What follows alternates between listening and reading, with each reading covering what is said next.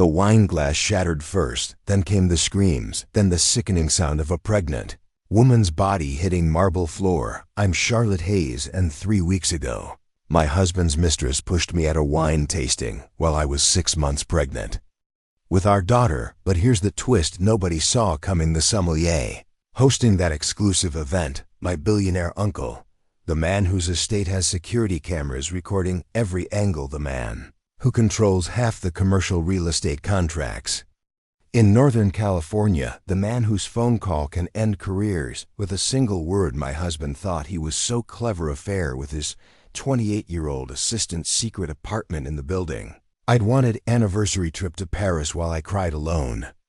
At home, $47,000 of our money spent on her in 6 months. My grandmother's Holocaust bracelet resized for her wrist. He thought I didn't know thought I was too pregnant, too dependent, too scared to leave. He was wrong.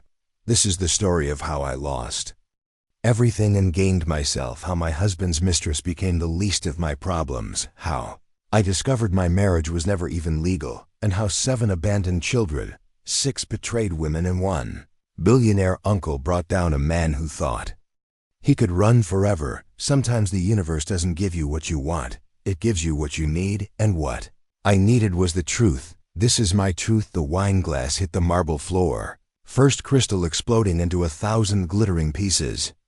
Then came the gasps, 50 voices rising in unison, then the sound. Charlie would never forget the dull, sickening thud of her own body hitting stone. Her hand had moved instinctively to her belly, 6 months pregnant. The baby, protect the baby, everything else disappeared. The vaulted ceiling of the Castellano estate tasting room, blurred above her, hand-painted frescoes of vineyards, swam in her vision. She couldn't breathe, couldn't think, just her hand on her stomach, and the feeling of falling backward through space. Charlie, a man's voice, deep, urgent, not Derek, never Derek anymore. She blinked. The ceiling came back into focus slowly. Wooden beams, wrought iron chandeliers, Vanessa Cole's face hovering above her, mouth open, in shock or maybe satisfaction. Hard to tell. Charlie's back screamed against the cold marble. She tried to sit up. A gentle hand pressed her shoulder. Don't move. Uncle Victor knelt beside her. His weathered face had gone pale, silver hair disheveled. She'd never seen him anything less than perfectly composed. James already called 911. Just stay still. The room erupted around them, heels clicking on marble chairs, scraping, someone screaming for a doctor. Charlie turned her head. 50 people, 50 of Napa Valley's elite, all staring, all witnesses. Vanessa stood 3 feet away, frozen. Derek's assistant, the woman Charlie had served coffee to dozens of times over the past year, pretty young, 28, maybe wearing a cream-colored dress that probably cost more than Charlie's car payment. And they're right there on her wrist, the Cartier bracelet, the one that had disappeared from Charlie's jewelry box 2 months ago. She pushed her, a woman's voice clear, certain. Elena Rodriguez, the event coordinator. I saw the whole thing. That woman pushed Mrs. Hayes. Charlie's hands trembled against her belly, waiting. Then it came, a kick, strong, angry. The baby was okay. The baby was alive. Ma'am, can you tell me your name? A paramedic appeared, young, professional, kind eyes. I'm Ryan. I need you to stay very still for me. Charlotte Hayes. Her voice sounded strange, like it belonged to someone else. I'm 6 months pregnant. She pushed me. The paramedic's eyes flicked to Vanessa, back to Charlie. Okay, we're going to get you on a backboard. Just as a precaution, can you move your fingers and toes for me? Charlie moved them. Everything worked. Everything hurt. Good. That's very good. Ryan placed a cervical collar around her neck. We're going to take excellent care of you and your baby. But Charlie wasn't looking at the paramedic. She was looking past him at Derek. Her husband stood near the doorway, phone in his hand, face the color of old parchment. Not moving toward her, just standing there, staring. Derek, the word came out hollow. He finally moved 3 steps, 4, like walking through wet concrete. Charlie, he stopped. His eyes darted to Vanessa, back to Charlie, to Vanessa. Again, that's when she knew, not suspected, not worried, knew with absolute certainty, the way you know the sun will rise, the way you know your own name. She knew. The baby kicked again, harder this time, like she was angry too. Sir, are you the husband? Ryan asked. Yes, I'm Derek Hayes. Derek's voice was steady, too steady, the voice he used for client presentations. She going to be okay? "We're taking her to Napa Valley Medical Center. You can follow in your car." They lifted Charlie onto the backboard. The straps felt tight across her chest, across her belly. She wanted to tell them to be careful, that there was a baby, that the baby was the only thing that mattered, but her throat had closed up the stretcher. Wheels clattered across the marble. She stared up at the ceiling. As they moved past the wine displays, past the tasting bar, past the doorway where Derek stood, not following, not moving, just watching her go. Her phone was in her hand. Somehow 3 missed calls from Derek from this morning, before the wine tasting, before everything. She let them go to voicemail, all 3, something she never did. The phone felt heavy in her palm. Now lock, unlock, lock, unlock, lock. The last normal thing. The last moment when her world made sense. The ambulance doors opened. Bright sunlight streamed in, too bright, too normal. How could the sun still be shining when everything had just shattered? "Ma'am, I need to start an IV." Another paramedic, older, gray, at the temples, just a small stick. Charlie barely felt it. She was thinking about Vanessa's face right before the push. They'd been in the hallway near the restrooms, away from the crowd. Charlie had asked quietly, politely, "Please, could she have her grandmother's bracelet back? Just please." Vanessa had laughed, not loud, not mean, just amused. "It looks better on me anyway," Derek said. "So he said I deserve nice things because I haven't let myself go." Let myself go. Charlie looked down at her belly, at the life growing inside. Let myself go. Your blood pressure's elevated, but stable. The gray-haired paramedic made notes on a tablet. How far along did you say? 24 weeks, 6 months. Any cramping, bleeding? No, just the baby kicking. She's been kicking. That's good. That's a very good sign. He smiled. Strong baby. You've got there strong. Yes, her daughter would have to be strong. Charlie could feel it already.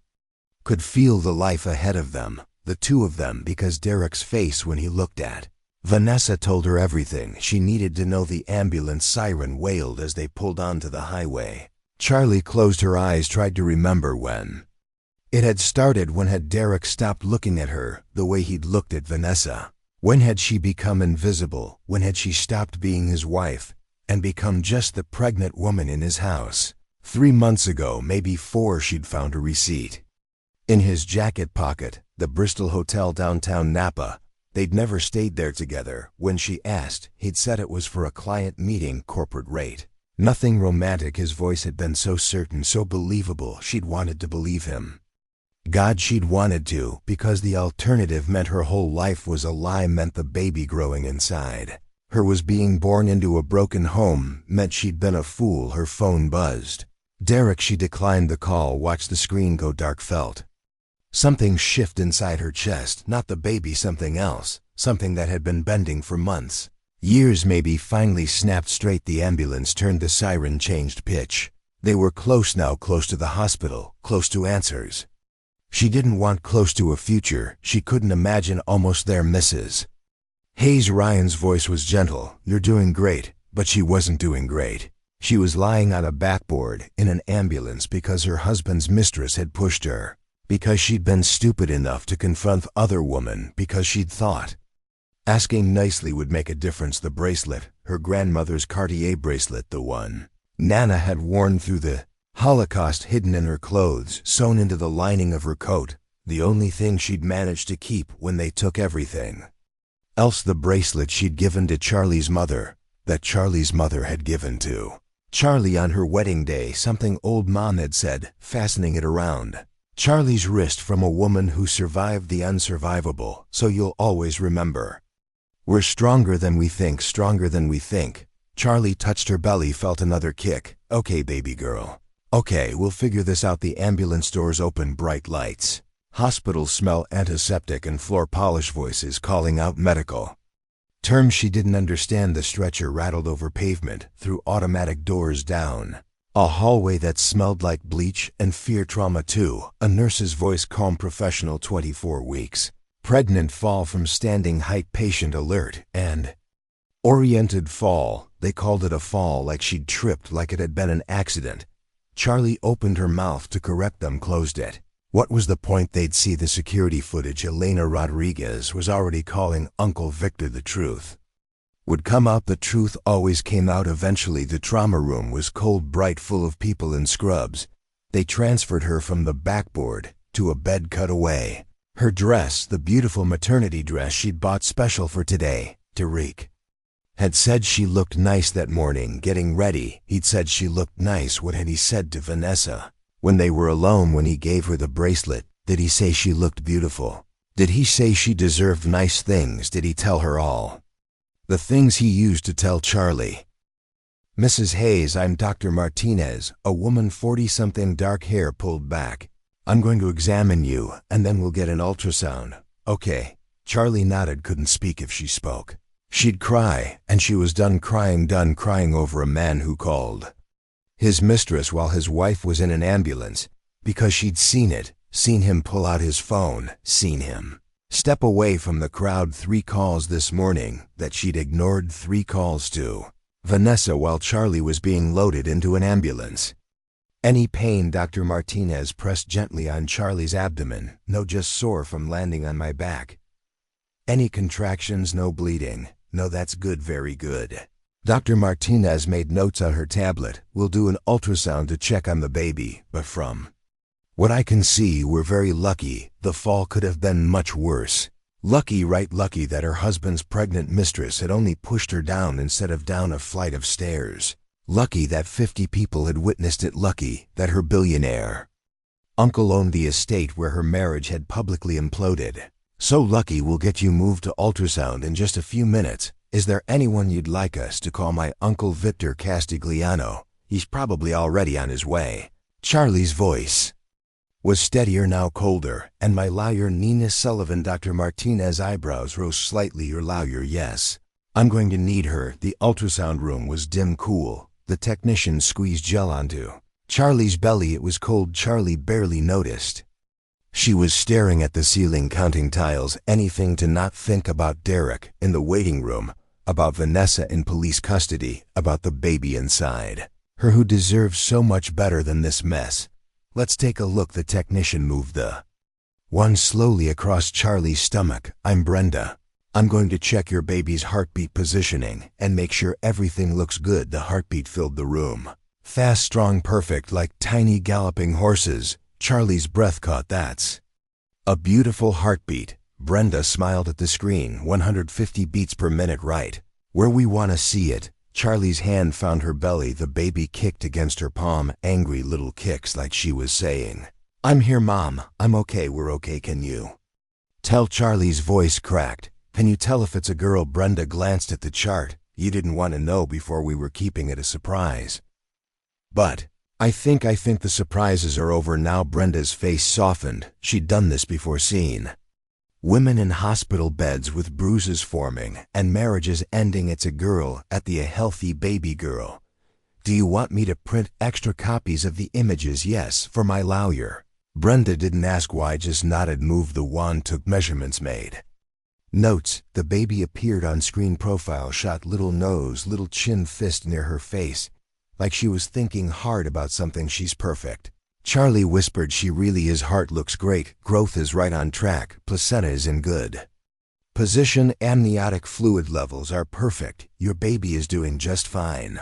Mrs. Hayes, she wasn't hurt by the fall. The fall, everyone kept calling it a fall, like gravity had failed instead of her husband. Thank you. Charlie couldn't take her eyes off the screen. Her daughter, their daughter, Derek's daughter too, whether he deserved her or not. Can you print a lot of copies? I think I'm going to need them, of course. Brenda printed 8 images, handed them to Charlie in a manila envelope. Take care of yourself and your baby girl. Charlie held the envelope against her chest as they wheeled her to a regular room. Baby girl, she needed a name now, something strong, something hopeful, something that meant, I survived my parents' disaster and came out okay. Anyway, Grace, after her grandmother who'd survived the Holocaust, after her mother who'd survived cancer. Grace Charlotte Hayes. A name that meant survival ran in her blood. The room was private, windows overlooking the parking lot. Charlie could see Uncle Victor's Range Rover pulling in beside it, a silver BMW. Nina. Thank God for Nina. The door opened, not Derek. Nina Sullivan burst in like a tornado in heels, expensive suit, leather briefcase, face set in the expression Charlie had seen her. Use in court ready for war, don't say anything yet.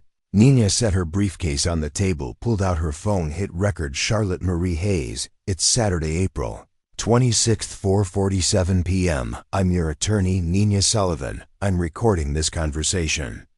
For legal documentation, do you consent? I consent. Good. Tell me exactly what happened, every detail. Start from this morning. Charlie told her everything. The phone call. She'd ignored the wine tasting. Derek had insisted they attend. Good for business. He'd set important clients, the Castellano estate, Uncle Victor's spring collection. 50 people. Vanessa in the cream dress, the Cartier bracelet. I asked her for it back quietly in the hallway. I said please. I explained it was my grandmother's. She laughed, said it looked better on her. Said Derek gave it to her because I'd let myself go. Charlie's voice was flat, factual. Then she told me she was pregnant. 10 weeks. She wanted me to know before she announced it tonight at Uncle Victor's event. In front of everyone. Nina's jaw tightened. What did you say? I asked her to please not do that.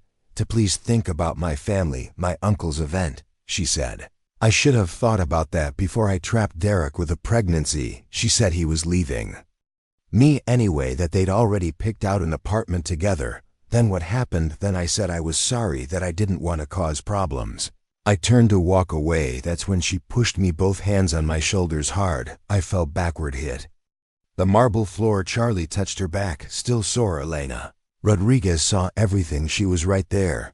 She yelled that Vanessa pushed me. Did Derek see it happen? No, he was inside with clients, but he came out when people started screaming. What did he do? Charlie was quiet for a long moment. He looked at Vanessa first, then at me, then he pulled out his phone. I saw him step away. I saw him make calls, 3 calls, while they were loading me into the ambulance. I think he was calling her, making sure she was okay. Nina stopped recording, set her phone down carefully like it might explode. Charlie, honey, I need to ask you something, and I need you to be completely honest with me, okay? How long have you known about the affair? Charlie stared at her. Hands at her wedding ring, white gold small diamond. They'd been so young when they got married.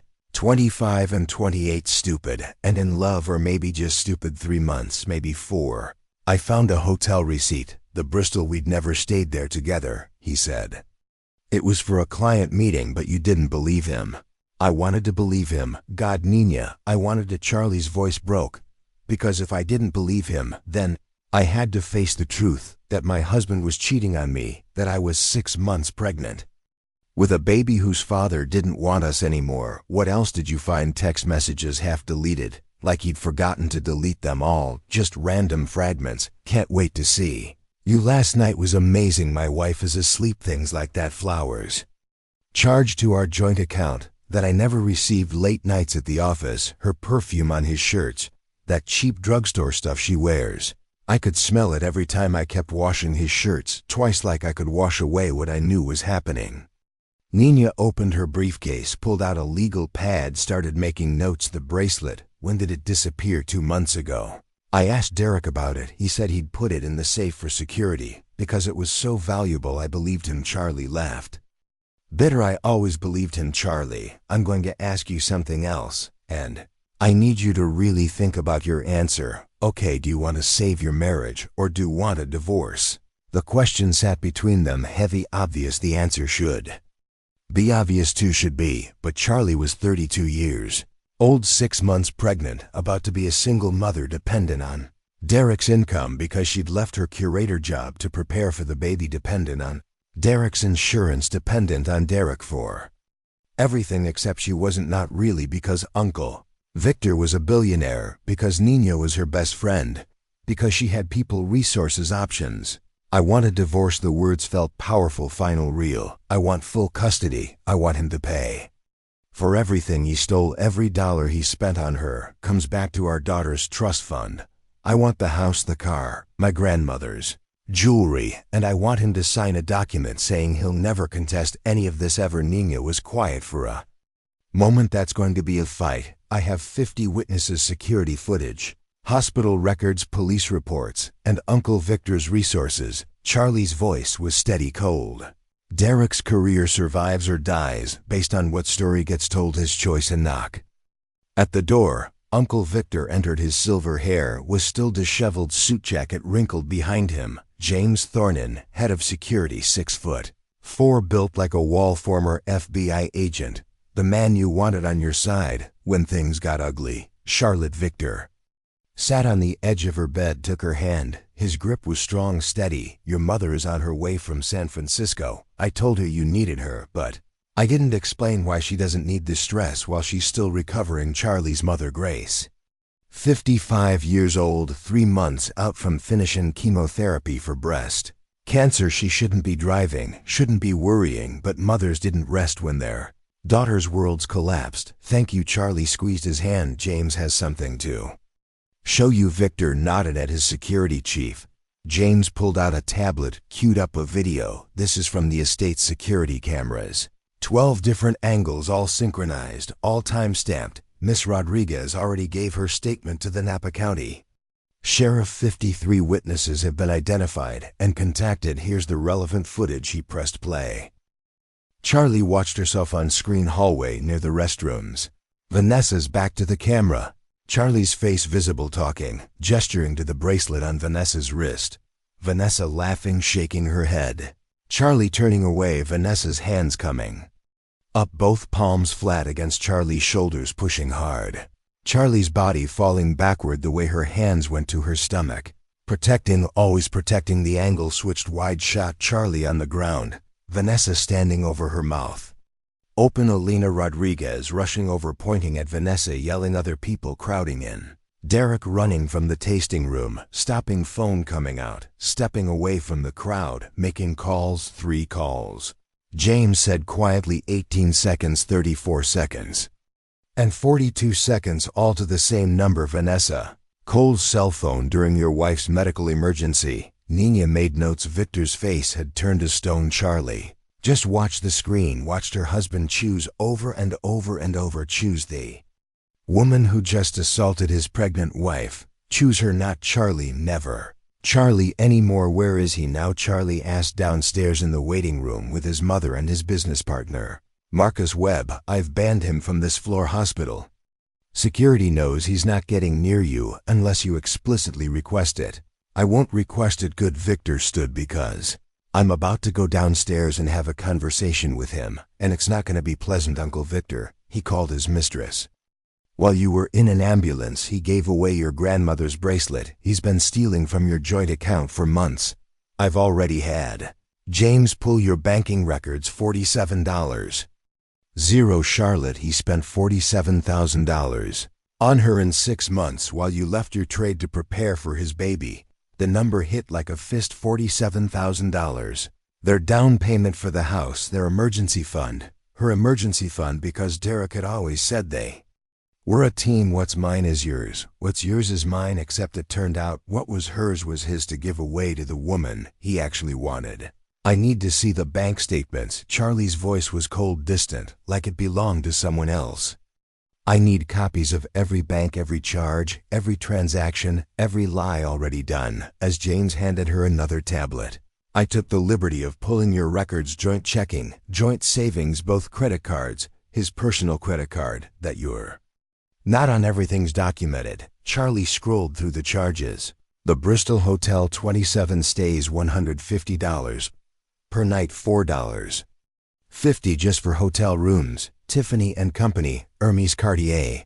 Restaurant charges, wine, flowers, and apartment rental in Pacific Heights. $1,500 per month for 6 months, $9,000. Paris, the Hotel Plaza Athénée.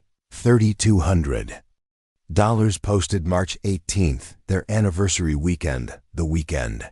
Derek said he had to be in Los Angeles for business. Unavoidable client meeting. He'd called her from the hotel from Paris. She'd been sitting home alone, pregnant, crying because he'd missed their dinner reservation, and he'd been in Paris with Vanessa. I'm going to be sick. Charlie dropped the tablet, leaned over the side of the bed. Nina grabbed a trash can, but Charlie's stomach was empty, just dry heaves, just the feeling of her entire life being a lie. Nina wet a washcloth wipe.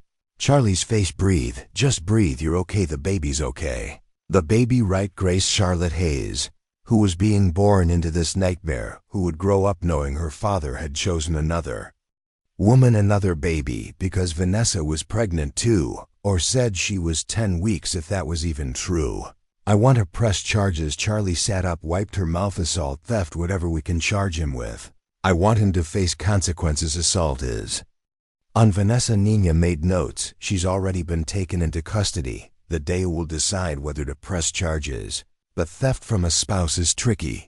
You have joint accounts legally. He's allowed to spend that money, even if he's spending it on his mistress. Even then, California is a no-fault divorce state. Infidelity doesn't matter to the courts. What matters is asset division. Nina tapped her pen against the legal pad. But we can use the spending as evidence of dissipation of marital assets. Argue that he deliberately wasted community property. The judge might order him to reimburse you from his separate property. Might probably will. $47. 0 is significant, especially when you are pregnant and dependent on marital income. But we need to be strategic. I need to know if Vanessa's really pregnant. Charlie's voice was flat, because if she is, that changes everything. Derek will fight for custody. He'll want to be with her with their baby. Our daughter will be the one he visits, the one he tolerates, the one he pretends to love because he's legally obligated. The room was quiet. Nina and Victor exchanged glances. James cleared his throat. I can find out, James said carefully. If you want to know, I have contacts who can verify medical records. Not legally, but do it. Charlie didn't hesitate. I need to know what I'm dealing with. Because if Derek has 2 babies, I need to protect my daughter. Make sure she knows she's wanted, loved first, even if she wasn't his choice. Victor sat back down, took Charlie's hand again. You were always my choice. You know that, right? You and your mother, my family, my blood. I don't care what Derek does. What he wants, you and that baby are Castellanos. You're going to be fine, better than fine. I'm going to make sure of it. Uncle Victor, no, listen to me. I own half the commercial real estate development contracts in Northern California. Derek's company depends on those relationships, on my goodwill, on my recommendation. One phone call in his career is over. His business partners will drop him. His projects will stall. His reputation will be destroyed. And that's before we talk about the assault, about the theft, about the bigamy. Charlie's head snapped up. Bigamy.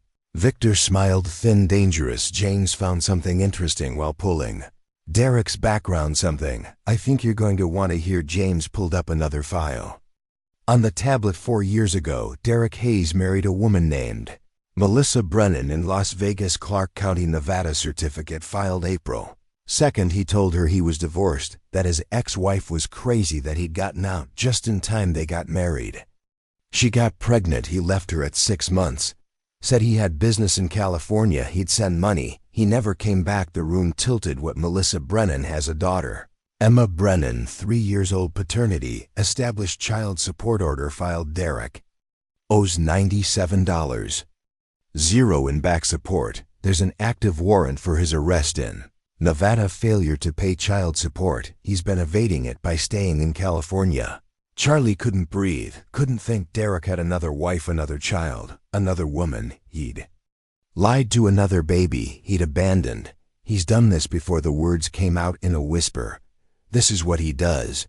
He finds women, marries them. Pregnant, leaves, it would appear. So James closed the file. I've contacted Miss Brennan. She's willing to talk to you if you'd like. She saw the news about the assault. She wants you to know the truth. She said. James paused. She said, she saw you on TV pregnant and hurt. And she saw herself 4 years ago. She thought you deserved to know who you married. Who you married? A bigamist, a liar, a thief, a man who abandoned pregnant women as casually as other people. Change clothes. Is our marriage even legal? Charlie asked. No. Nina's voice was quiet. If he was still married to Melissa when he married you, then your marriage is void legally. You were never married, which actually works in your favor because now you can sue for palimony, common law partnership, and you have a much stronger case for asset division. Every penny he earned while with you is subject to division. Plus bigamy is a felony in California. He's looking at prison time. Prison. Derek in prison, the father of her baby, the man she'd loved or thought she'd loved. Maybe she'd never known him at all. What about Vanessa? Charlie asked. Does she know about Melissa, about me, about any of it? I doubt it. James pulled up another file. Miss Cole moved to California 8 months ago from Texas. No criminal record, no red flags, recent college. Graduate business degree, she answered, and for an executive assistant position. Derek hired her 6 months ago. Same week you confirmed your pregnancy, 6 months. He'd hired his future mistress the same week they'd seen their baby's heartbeat for the first time, the same week Charlie had quit her job, the same week she'd started depending on him for everything. He planned this. Charlie's voice was flat dead. He knew I was pregnant, knew I'd quit my job, knew I'd be dependent on him, so he hired someone new, someone young, someone he could control. Someone who didn't know about Melissa, about his pattern, someone who'd believe his lies. That's my assessment. James nodded. He's a predator. This is what he does. This is who he is. Charlie looked down at her belly, at the baby growing inside. Grace Charlotte Hayes, who would never know her father, not really, because the man she'd know wasn't real, was just a mask Derek wore when it suited him. I want everything. Charlie looked at Nina, at Uncle Victor, at James, every asset, every account, every property. I want him left with nothing. And I want Melissa to get what she's owed. And I want Vanessa to know the truth, because she's going to have a baby too, if she's really pregnant, and that baby deserves better than Derek Hayes. We can do that. Nina smiled, slow, satisfied with Victor's resources and James's investigation. We can absolutely do that. But Charlie, you need to understand, this is going to get ugly. Derek's going to fight. He's going to lie. He's going to make you the villain. Are you ready for that? Charlie thought about the ultrasound photos, about Grace Charlotte Hayes, about the future they'd have, just the two of them, building a life Derek couldn't touch, couldn't ruin, couldn't even reach. I'm ready. Derek sat in them waiting room with his head in his hands. Marcus Webb, his business partner, sat 3 chairs away, not talking, not looking at him, just sitting there like a stranger. Patricia Hayes, Derek's mother, paced near the vending machines, back and forth, her heels clicking against the linoleum in a rhythm that made Derek want to scream. He tried calling Charlie 6 times straight to voicemail. He tried calling Victor, same thing. He'd even tried calling the nurse station. They told him Mrs. Untold Hayes was resting and not accepting visitors. Mrs. Hayes was resting like she was some random patient. Not his wife, not the mother of his baby, just Mrs. Hayes. His phone buzzed. Vanessa. For the 4th time he declined the call. Not here, not with his mother pacing, not with Marcus sitting there in judgment, not with 50 witnesses who'd seen everything. God, what a disaster, what a complete and total disaster. It was supposed to be simple. Go to Victor's wine tasting, schmooze some clients, show off his pregnant wife, prove to everyone that Derek Hayes had it all, the career, the house, the family, the beautiful young assistant, everything, except Vanessa had lost her mind. Pushed Charlie in front of everyone, in front of Victor Castellano, who controlled half the development contracts in Northern California, in front of the mayor, in front of 2 superior court judges, in front of everyone who mattered. Derek wanted to put his fist through a wall, wanted to scream, wanted to turn back time 6 hours, and tell Vanessa, no, stay home, this is too risky. We'll tell Charlie after the baby's born, after things settle, after he figured out how to get out of this marriage without losing everything. But Vanessa had insisted. She wanted to go public, wanted Charlie to know, wanted everyone to know she was pregnant too. She said 10 weeks. She had rights. She deserved to be acknowledged, to be seen, to be chosen. Derek had tried to explain, had tried to make her understand. It wasn't that simple. Charlie's uncle was a billionaire. Charlie's family had connections, money, power. You didn't just publicly humiliate a Castigliano and walk away unscathed. But Vanessa was 28 and stupid. She thought love conquered all. Thought if Derek really loved her, he'd leave Charlie, stand up in front of everyone, and choose, like life was some romantic movie where the hero picked the other woman and everyone clapped. Except life wasn't the movie. Life was sitting in a hospital waiting room while your pregnant wife refused to see you, and your mistress sat in police custody, and your entire career circled the drain. The elevator doors opened. Victor Castellano stepped out, not alone. James Thornton followed 2 steps behind. 6'4", a former FBI agent, The man looked like he crushed cars for fun. Derek stood. Victor, I need to explain. Sit down. Victor's voice was quiet, deadly. You're going to listen, not talk. Listen. Derek sat. Marcus shifted in his chair. Patricia stopped pacing. My niece is upstairs with her lawyer documenting every injury, physical, emotional, financial. Elena Rodriguez has provided a written statement. We have security footage from 12 different angles.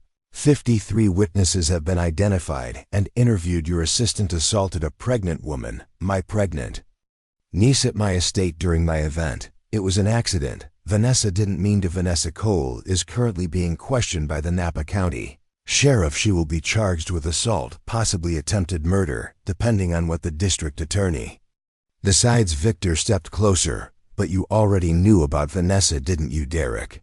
Patricia made a small sound. Marcus looked away. Derek's throat closed. Victor, it's not what you think. James. Victor didn't take his eyes off Derek. Show them. James pulled out a tablet, turned it so everyone could see security footage. Derek in the hallway, phone out, making calls. Timestamp visible: 4:32 p.m., 4:33 p.m., 4:34 p.m. 3 calls. While Charlie was being loaded into an ambulance, you called Vanessa 3 times during your wife's medical emergency. Victor's voice was silk over steel. Not the hospital, not Charlie's mother, not me. You called your mistress, the woman who just assaulted your pregnant wife. You called her to check on her or to coordinate your story, which was at Derek. I needed to make sure she didn't say anything. The words came out before Derek could stop them. I needed to make sure she understood this was a misunderstanding, that she didn't make it worse, didn't make it worse. Victor's laugh was cold. She pushed a pregnant woman in front of 50 witnesses. How exactly could she make it worse? Marcus stood, moved away from Derek, like he was contagious. Derek, what the hell have you done? Stay out of this. Marcus, stay out of it. We're business partners. Our accounts are joined. Our reputation is shared. If you've bet of a. Marcus stopped, looked at Victor. What did he do? James. Victor nodded. James pulled up another file. Bank statements, joint business account, highlighted charges. Derek's been funneling money to Vanessa Cole for 6 months. Apartment rental, gifts, travel. Charged to the business account $42. Zero without his partner's knowledge or consent. Marcus's face went white. You stole from me. It's not stealing. It's our account. I'm allowed to. You're allowed to make business expenses, not pay for your mistress's apartment. Marcus's voice rose. Do you understand what you've done? The IRS is going to audit us. Our clients are going to drop us. Our reputation is destroyed because you couldn't keep it in your pants. Patricia sat down heavily. Derek, tell me this isn't true. Tell me you didn't cheat on your pregnant wife. Derek couldn't look at her. Couldn't look at any of them. Mom, it's complicated. Complicated. Patricia's voice was flat. You're having an affair. You stole money. Your mistress assaulted your wife. What's complicated about that? Charlie's been distant, cold. Ever since she got pregnant, she stopped caring about me, about us. She only cared about the baby. I was lonely. Vanessa understood me. She listened. She made me feel. Stop.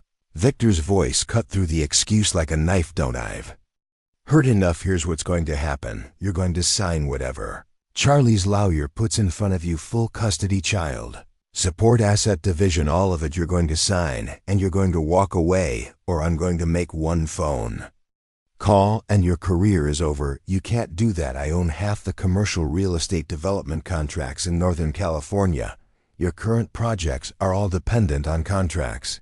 I control your business partners, depend on my goodwill. Your reputation depends on my silence. I can absolutely do that, and I will unless you sign. That's blackmail. No, that's consequences. You made choices, now you face the results. Sign the papers, or lose everything. Your choice.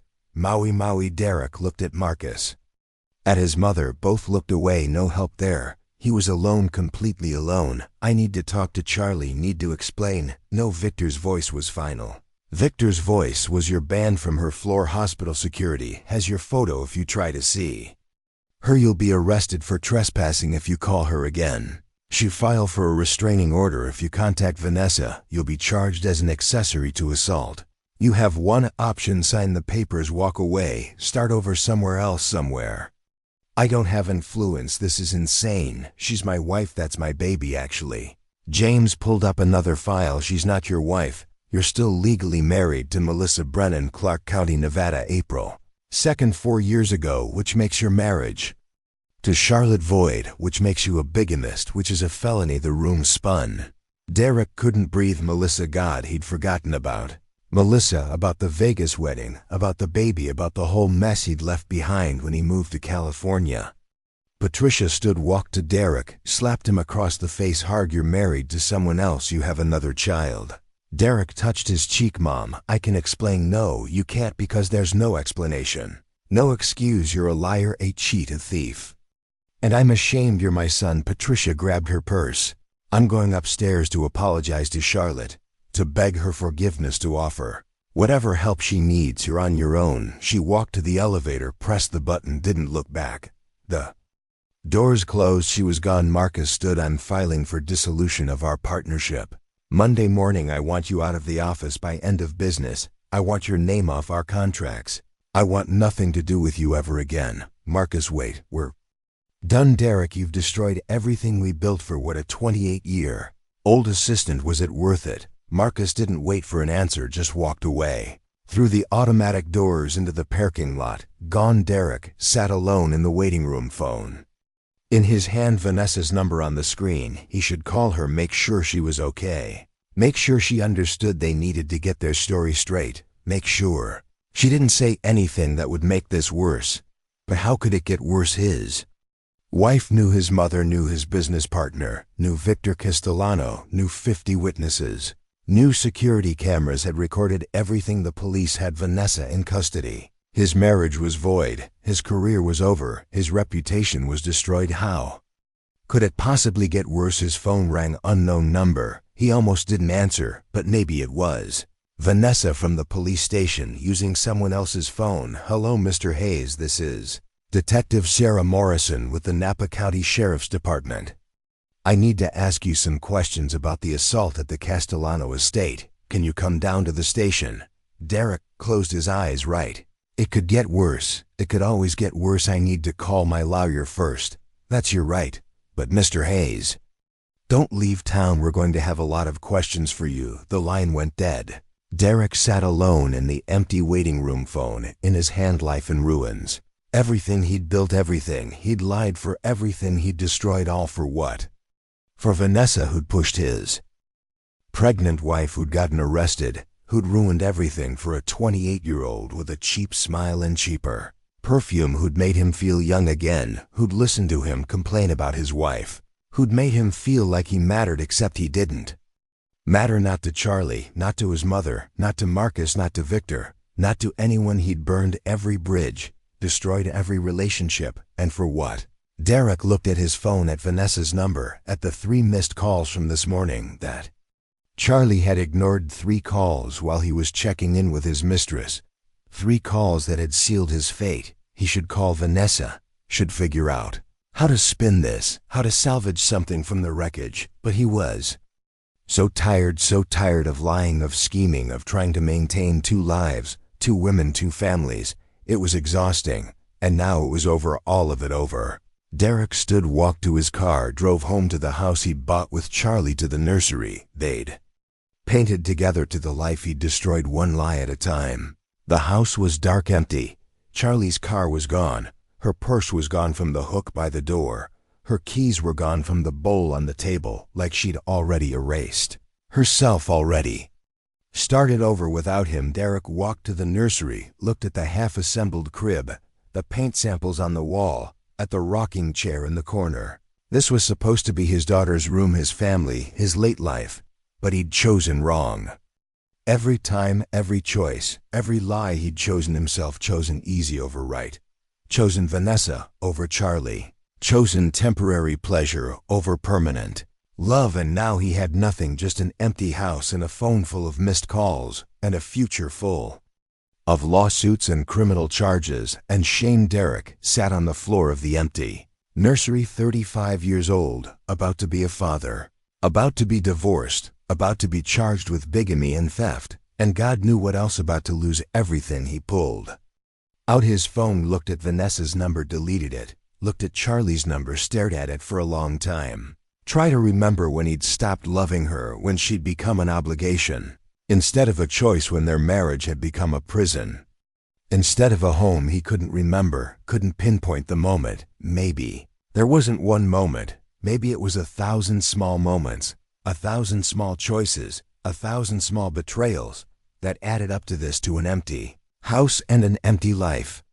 And an empty future. Derek's phone buzzed, a text message from his lawyer, from his need to talk. Call me immediately. This is serious. Right, like everything else wasn't already serious enough. Derek stood, looked around the nursery one last time at the future he'd destroyed, at the family he'd lost, at the man he'd failed to be. Then he walked out, closed the door, and started making calls, because that's what you did when your life fell apart. You called lawyers, you made plans, you tried to save what little remained, even when you knew there was nothing left to save. Charlie lay awake in her hospital bed at midnight. The nurses had dimmed the lights hours ago. Uncle Victor had gone home to brief her mother. Nana had left to file preliminary paperwork. The hospital was quiet, except for the sounds of machines beeping and nurses making rounds, and the occasional cry from the maternity ward down the hall. Other women were having babies tonight, normal deliveries, normal families, fathers. In the room, joy and relief and new beginnings. Charlie touched her belly. 3 more months, until Grace Charlotte Hayes arrived, until she became a single mother, until her daughter's life began without her father. Her phone rang. Unknown number. She almost didn't answer, but something made her reach for it, some instinct, some need to know. Hello. Heavy breathing, then a woman's voice, slurred, angry, drunk, or medicated. Or both. You think you've won, Vanessa. Charlie's hand tightened on the phone. How did you get this number? Derek gave it to me months ago. He gives me everything. Did he tell you about Paris last month, your anniversary weekend? He supposedly spent in Los Angeles. We were in Paris, the Hotel Plaza Octane. He bought me and Hermes' bag, that orange one I carried to the office last week. Remember, you complimented it. The memory hit like a fist. The orange Birkin bag, beautiful, expensive, $40. Zero. At least Charlie had admired it in the break room. Vanessa had smiled, said it was a gift from someone special, said she was very lucky. You're lying. But Charlie knew she wasn't, knew it was true. Could picture Derek in Paris with Vanessa while she'd been home alone, pregnant, waiting for him to call, crying when he finally did, because he'd missed their dinner reservation, their 7th anniversary spent alone. I check his credit card statements. Oh wait, he hides those from you. Now convenient. Vanessa laughed, bitter, sharp. You want to know the truth? Derek was going to leave you before you got pregnant. We'd already picked out an apartment together in Pacific Heights, that building you wanted to tour when you were house hunting, remember? Derek said it was too expensive, too impractical, but it wasn't too expensive for May. Has been paying $15 a month for 6 months. Our apartment where we meet when you think he's working late. Charlie's chest felt tight, couldn't breathe. The Pacific Heights building, the one with the rooftop garden, the one she'd fallen in love with. Derek had said they couldn't afford it, said they needed to be practical, said they needed to save for the baby, but he'd been paying for it anyway, just not for her. Then you trapped him. Vanessa's voice turned vicious. Got pregnant on purpose to keep him. That's what he says. You knew he was pulling away, so you stopped taking your birth control, trapped him with a baby he didn't want, with a life he didn't choose. That's not true, but was it? They'd been trying for a baby for 2 years, failed every month, until suddenly it worked. 6 months ago, right when Derek had hired Vanessa, right when everything changed. Had she trapped him, or had he let her think they were trying while he was already planning to leave it? Doesn't matter. Vanessa's voice cracked. Because I'm pregnant too, and Derek wants my baby, he said. So he said our baby was wanted, chosen. Loved, not a trap, not an obligation, a choice. He chose me. He chose our baby. He's leaving you whether you like it or not. Charlie's hand moved to her belly, protected, instinctive. Grace Charlotte Hayes kicked against her palm, like she was arguing, like she was saying, don't listen to her mom, she's lying. But was she? Derek had barely touched Charlie in months, barely looked at her, barely spoke to her, except to discuss logistics, groceries, bills, doctor appointments. Their marriage had become a business arrangement, roommates, splitting rent, nothing more. When had that happened? When had they stopped being in love and started being stuck? If you call this number again, I'll file a restraining order. Charlie's voice was steady cold. You assaulted me. You're facing criminal charges if you contact me again. I'll make sure the district attorney knows. I'll make sure you go to prison. You can't. I'm carrying Derek's child. We're family now, whether you like it or not. You can file for divorce. You can try to keep him away, but we're connected forever. You, me, Derek, our babies, all of us tangled together because you couldn't let him go. I didn't have to let him go. He was never really there. Charlie ended the call, blocked the number, set her phone down with shaking hands. She should call someone. Uncle Victor, Nina, the police document, the harassment document, the threats document, everything, because Nina said everything mattered. Every text, every call, every lie, all of it would matter in court. But Charlie just sat there in the dark hospital room, alone, bond, the only light coming from the monitor beside her bed, beeping steadily, counting her heartbeats, counting Grace's heartbeats. 2 hearts, 2 lives, soon to be separate from Derek's world entirely. She pulled up her banking app, the one Derek said she didn't need to worry about. He handled the finances, took care of everything, let her focus on the baby, on herself, on resting, on being pregnant and dependent, and carefully managed the joint checking account. Open transactions scrolled. Charlie read them slowly, carefully, each one a lie, each one a betrayal. The Bristol Hotel, downtown Napa. 27 transactions, $150 each, $4.50 for hotel rooms 2 miles from their house. Why? Because Vanessa lived downtown. Because it was easier to meet there than risk being seen together in public. Tiffany and Company. 6 transactions, total $14,300. Jewelry. Charlie never received gifts for someone else. For Vanessa, for the woman Derek actually wanted. Hermes. 2 transactions, $42. 0 and $11,000. The Birkin bag, the bracelet, my grandmother's bracelet. Charlie realized he didn't resize it. He bought her a new one, gave her mine. Let me think he put it in the safe. Another lie, another theft, another piece of my history handed to his mistress like it meant nothing. The apartment, Pacific Heights, $1,500 per month, 6 months, $9. 0. The apartment Charlie had wanted. Derek had rented it, just not for her. Paris, the Hotel Plaza Athénée, March 18th, $3,200. Their anniversary, while Charlie had been home alone, crying into her wine glass, checking her phone every 5 minutes for a text, a call, anything. Derek had been in Paris, city of love, with the woman he actually loved. Charlie scrolled further. The charges went back 6 months, started exactly 1 week after they'd confirmed the pregnancy, 1 week after they'd seen their daughter's heartbeat for the first time, 1 week after Charlie had quit her job to prepare for motherhood. Derek had hired Vanessa, started the affair, started spending their money on another woman. $47. 312 in 6 months, nearly $8,000 a month, money from the account Charlie had contributed to for 7 years before. She'd quit her job, before she'd become dependent, before she trusted him to take care of them. Gone, given away to someone else. Charlie screamed, not loud, not dramatic, just a raw, guttural sound of rage and grief and betrayal.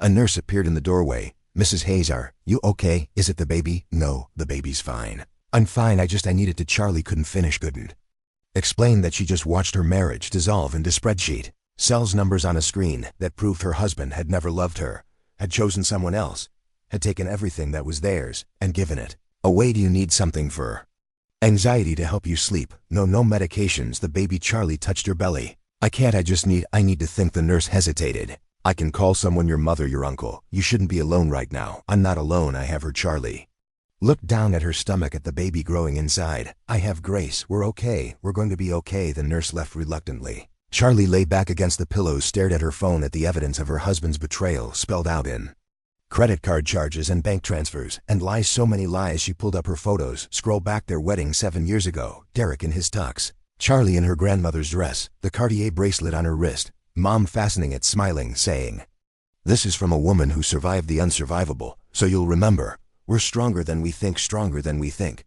Charlie touched the screen, traced Derek's face. He'd been 28, she'd been 25, so young, so stupid, so in love, or maybe just so committed to the idea of love that they'd mistaken hormones for forever. When had it ended? When had Derek stopped loving her, or had he ever loved her at all? Maybe he'd love The idea of her, the curator with the fancy family, the niece of Victor Castellano, the woman who could introduce him to important people, open doors, help his career. And when she'd gotten pregnant, when she'd become dependent, instead of useful, when she'd become an obligation, instead of an asset, maybe that's when he'd started looking elsewhere, started spending money elsewhere, started building a life elsewhere with Vanessa. Charlie deleted the photo, then the next one, then the next, anniversary photos, vacation photos, holiday photos. 7 years of lies she deleted. Them all, watched them disappear one by one, until her camera roll was empty, except for one photo. The ultrasound. Grace Charlotte Hayes. The only good thing to come from this disaster. Her phone buzzed. A text from Nina. Are you awake? Yes, I'm coming back. We need to talk. James found something. What? Just wait, I'm 15 minutes away. Charlie set her phone down, touched her belly, felt Grace kick, strong, persistent, angry little kicks that said, I'm here, Mom. I'm okay, whatever's coming, we'll handle it together.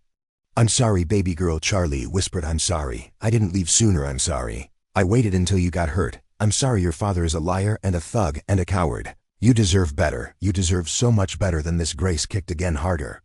Like she was saying, it's not your fault, Mom. His choices aren't your responsibility. We're going to be okay. You'll see. The door opened. Nina rushed in, hair disheveled, suit, wrinkled, eyes bright with something between rage and triumph. James found Melissa Brennan, Derek's first wife. She wanted us to talk to you. She's on the phone right now. She says, Charlie, she says there might be others, other women, other families. Derek's done this before multiple times, and she thinks she can prove it. Charlie sat up slowly. Others. James is still investigating, but Melissa says Derek has a pattern, finds women, marries them, gets them pregnant, leaves. She thinks there are at least 3 others, maybe more. He's been doing this for years, since he was 25, moving from state to state, changing his story, abandoning women and children and debts. It's what he does. Who he is. The room spun. 3 others, maybe more, multiple women, multiple children, multiple families Derek had destroyed because it was easier than being honest, easier than being faithful, easier than being a man. Put her on speaker. Charlie's voice was cold, dead. I want to hear everything. Nina hit a button. A woman's voice filled the room, tired, sad, but steady. Mrs. Hayes, my name is Melissa Brennan. 4 years ago, I married your husband. I'm calling to tell you the truth, because you deserve to know who Derek Hayes really is. And because someone should have told me. Maybe if they had, I wouldn't have made the same mistakes you're making now. Charlie closed her eyes, listened, and learned exactly who she'd married, exactly what kind of man would push his pregnant wife's mistress into assaulting her, exactly why Grace Charlotte Hayes would grow up without a father, because Derek Hayes wasn't a father, wasn't a husband, wasn't even really a person. Just a predator, a liar, a ghost who moved through women's lives, leaving wreckage in his wake. And Charlie had been his latest victim, but she'd be his last. She'd make sure. About morning came sharp and bright through the hospital windows. Charlie hadn't slept, had spent the night on the phone with Melissa Brennan, learning things, terrible things, things that made her understand her marriage had been dead long before she'd realized. The door opened. Grace Castellano entered, thin, pale, wearing a silk scarf over her head, where her hair was slowly growing back. She shouldn't be here. Should be home resting. 3 months. Post-chemotherapy, her body still healing, still recovering, but mothers didn't rest when their daughters' worlds collapsed. Charlotte Marie Grace sat on the edge of the bed, took Charlie's hands. Her grip was weaker than it used to be, but still there. Still Mom, still strong in the ways that mattered. Tell me everything. So Charlie did every detail: the affair, the money, the pregnant mistress, the assault, Vanessa's phone call, the credit card statements, the apartment, Paris, all of it, every lie, every betrayal, every moment when she should have left but stayed because she was scared, because she didn't want to be a failure, because she thought good wives worked on their marriages instead of abandoning them. And then the biggest revelation: Melissa Brennan, Derek's first wife, the bigamy, the pattern, the other women, the other children. Emma, 4 years old, 3 other children, in different states, all abandoned, all with mothers who'd believe Derek's lies. Grace listened without interrupting. Her face aged 10 years during the telling. By the end, she looked like she'd aged 20. And Derek? Grace asked quietly downstairs. Uncle Victor banned him from this floor. Hospital security has his photo. Good. Grace's voice was steel wrapped in silk. Your uncle wants to destroy him financially, professionally, personally. He's already made calls. Every bank in California, every business partner, the board at Derek's company. Victor says Derek's career is over if he follows through, but he wanted my opinion. First wanted me to talk to you, because this is your choice, not his, not mine, yours. What do you mean? Victor can make Derek's life hell, can take everything, leave him with nothing. But that kind of destruction has consequences for you, for your daughter. Derek's scandal becomes your scandal. Your daughter grows up Googling her father's name and finding articles about bigamy and fraud and assault. Is that what you want, or do you want this handled Quietly settled privately, give Derek an escape route in exchange for everything you owed. Charlie thought about Grace Charlotte Hayes. About her daughter growing up with a father's crimes attached to her name, about classmates Googling about teachers, whispering about job interviews and background checks in the weight of someone else's sins. I want the truth on record, Charlie's voice was steady. Legal record, permanent record, but I don't want it splashed across newspapers. I don't want Grace growing up defined by her father's mistakes. So yes, private settlement, but only if Derek signs everything, gives me everything, and never contested ever. That's a tall order. I have leverage. Charlie gestured to the tablet. Nina had left 50 witnesses, security footage, hospital records, police reports, and Uncle Victor's resources. Derek's career survives or dies, based on what story gets told, his choice. What about Vanessa's baby? The question hung heavy between them. Charlie had thought about it all night while listening to Melissa talk about Emma, about a little girl who'd never met her father, who asked why Daddy didn't love her, who blamed herself for not being good enough to make him stay. If Vanessa's really pregnant, Derek can have a relationship with that child through lawyers, through supervised visitation, through child support, but that baby doesn't get access to Grace, not until they're adults and can choose for themselves. I won't have my daughter raised around a woman who tried to kill her before she was born. Grace studied Charlie's face for a long moment. You sound like your grandmother. Good, she survived worse than this, she did, but Charlotte, surviving isn't the same as thriving. I don't want you to just survive this. I want you to build something better, something that isn't defined by Derek's failures, something that's yours. And Grace is a life he can't touch, can't ruin, can't even reach. How? By choosing yourself. Not revenge, not justice, not even closure. Just yourself, your daughter, your future. Let Uncle Victor handle Derek. Let Nina handle the legal details. Let James handle the investigation. You focus on healing, on preparing for your daughter, on building a life worth living. Charlie touched her belly, felt Grace kick, strong, persistent. What if I'm not strong enough? You're already strong enough. You've been strong enough for months. Staying in a bad marriage while pregnant takes strength. Confronting your husband's mistress takes strength. Documenting everything takes strength. You've been strong this whole time, you just didn't realize it. I was stupid. I saw the signs and I stayed. You were hopeful, you wanted to believe the best. That's not stupid, that's human. But now you know the truth, and knowing means you can make different choices, better choices, choices that protect your daughter instead of protecting Derek's feelings. The door opened. Uncle Victor entered behind him. James Thornton carrying a briefcase. Both men looked tired, like they'd been up all night, which they probably had. Charlotte Victor sat in the chair beside her bed. We have the settlement agreement drafted. Nina reviewed it. 3 other attorneys reviewed it. It's ironclad. Derek signs or we go nuclear, but we need your approval first. Need to make sure this is what you want. James opened the briefcase, pulled out a document. Thick, probably 60 pages. Here's the summary. Full custody with supervised visitation. Derek gets 2 hours every other week, supervised by a court-appointed professional. He pays for the supervisor. He pays child support $3.00 per month until Grace turns 18. He returns all stolen property, including your grandmother's bracelet. He pays you $200,000 for dissipation of marital assets. He transfers the house to your name, both cars, all joint accounts. He keeps his retirement accounts and any separate property, but everything acquired during the marriage comes to you. What about Melissa's separate agreement? Derek pays her $97,000 in back child support plus $2,000 per month going forward for Emma. He also has supervised visitation with Emma, same terms, 2 hours every other week, and Vanessa if she's pregnant. Derek pays standard child support determined by California guidelines. But no custody, no visitation, unless Vanessa requests it, and you're not required to allow contact between Grace and any half-siblings until Grace is 18. Charlie read through the document slowly. Every clause, every provision, every protection. For Grace, every restriction on Derek. It was perfect, exactly what she'd asked for, everything she needed to build a life. Without him, what if he doesn't sign? Then we go to court, we present the security footage, the witness statements, the financial records, James's investigation into the bigamy and the pattern of abandonment. We ask for full custody, no visitation, maximum child support, restitution for theft, and we file criminal charges. Bigamy, fraud, accessory to assault. Derek goes to prison.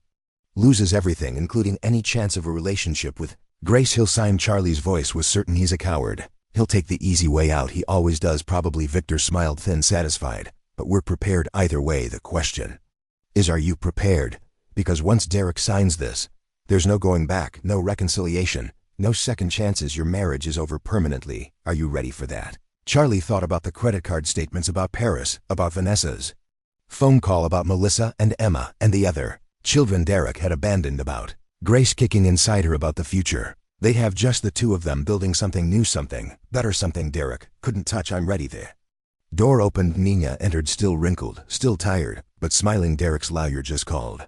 Derek wants to talk, wants to negotiate. He's willing to sign if we agree to some modifications. What modifications? Charlie asked. More visitation, 4 hours a week instead of 2, and he wants the visitation unsupervised after 6 months if he completes parenting classes. No, Charlie's voice was flat. 2 hours supervised, period. He doesn't get to negotiate, he doesn't get to modify. He signs or we go to court. Those are his options. Nina's smile widened. That's what I told his lawyer. He's calling Derek. Now we should have an answer within an hour. Good.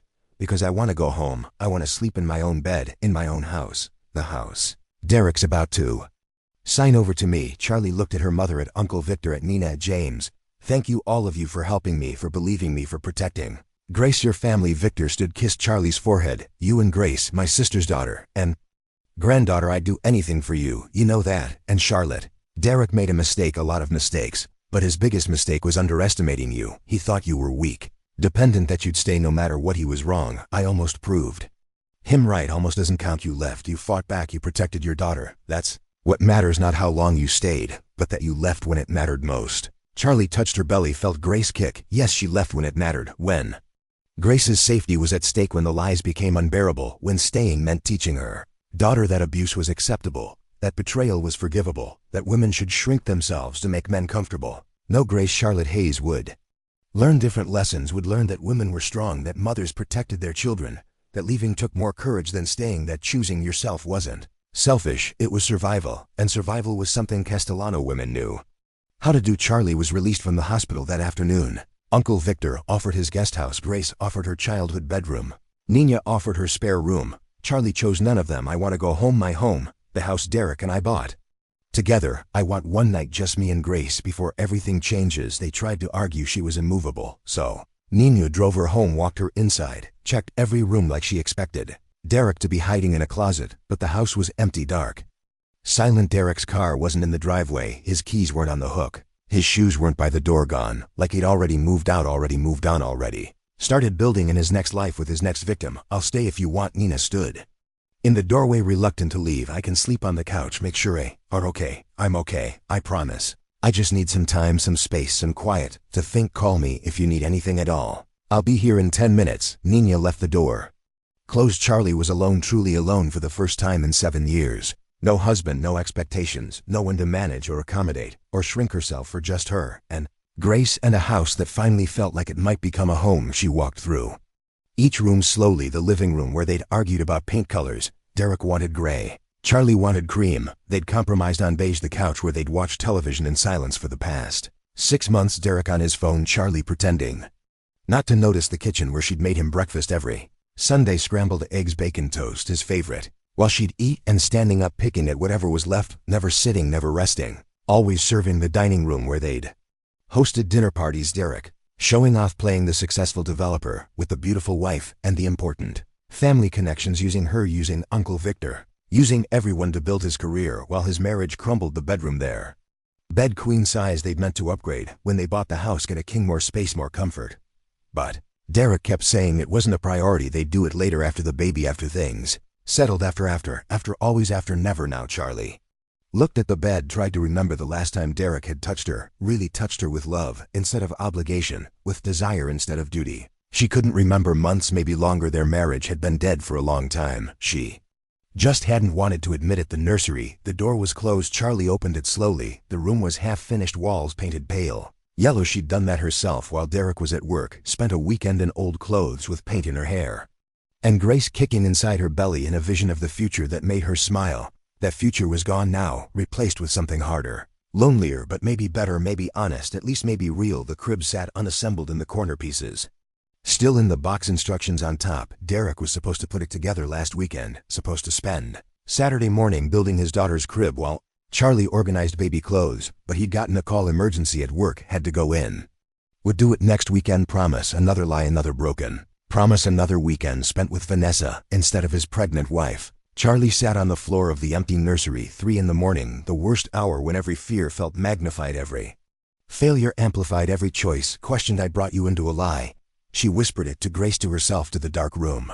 I knew something was wrong, and I stayed anyway because I was scared, because I thought love was supposed to be hard, because I didn't want to be a single mother, because I didn't want to fail, because I didn't want to prove everyone right who said I was too young to get married, that Derek wasn't good enough for me, that I was making a mistake. Grace kicked strong, insistent.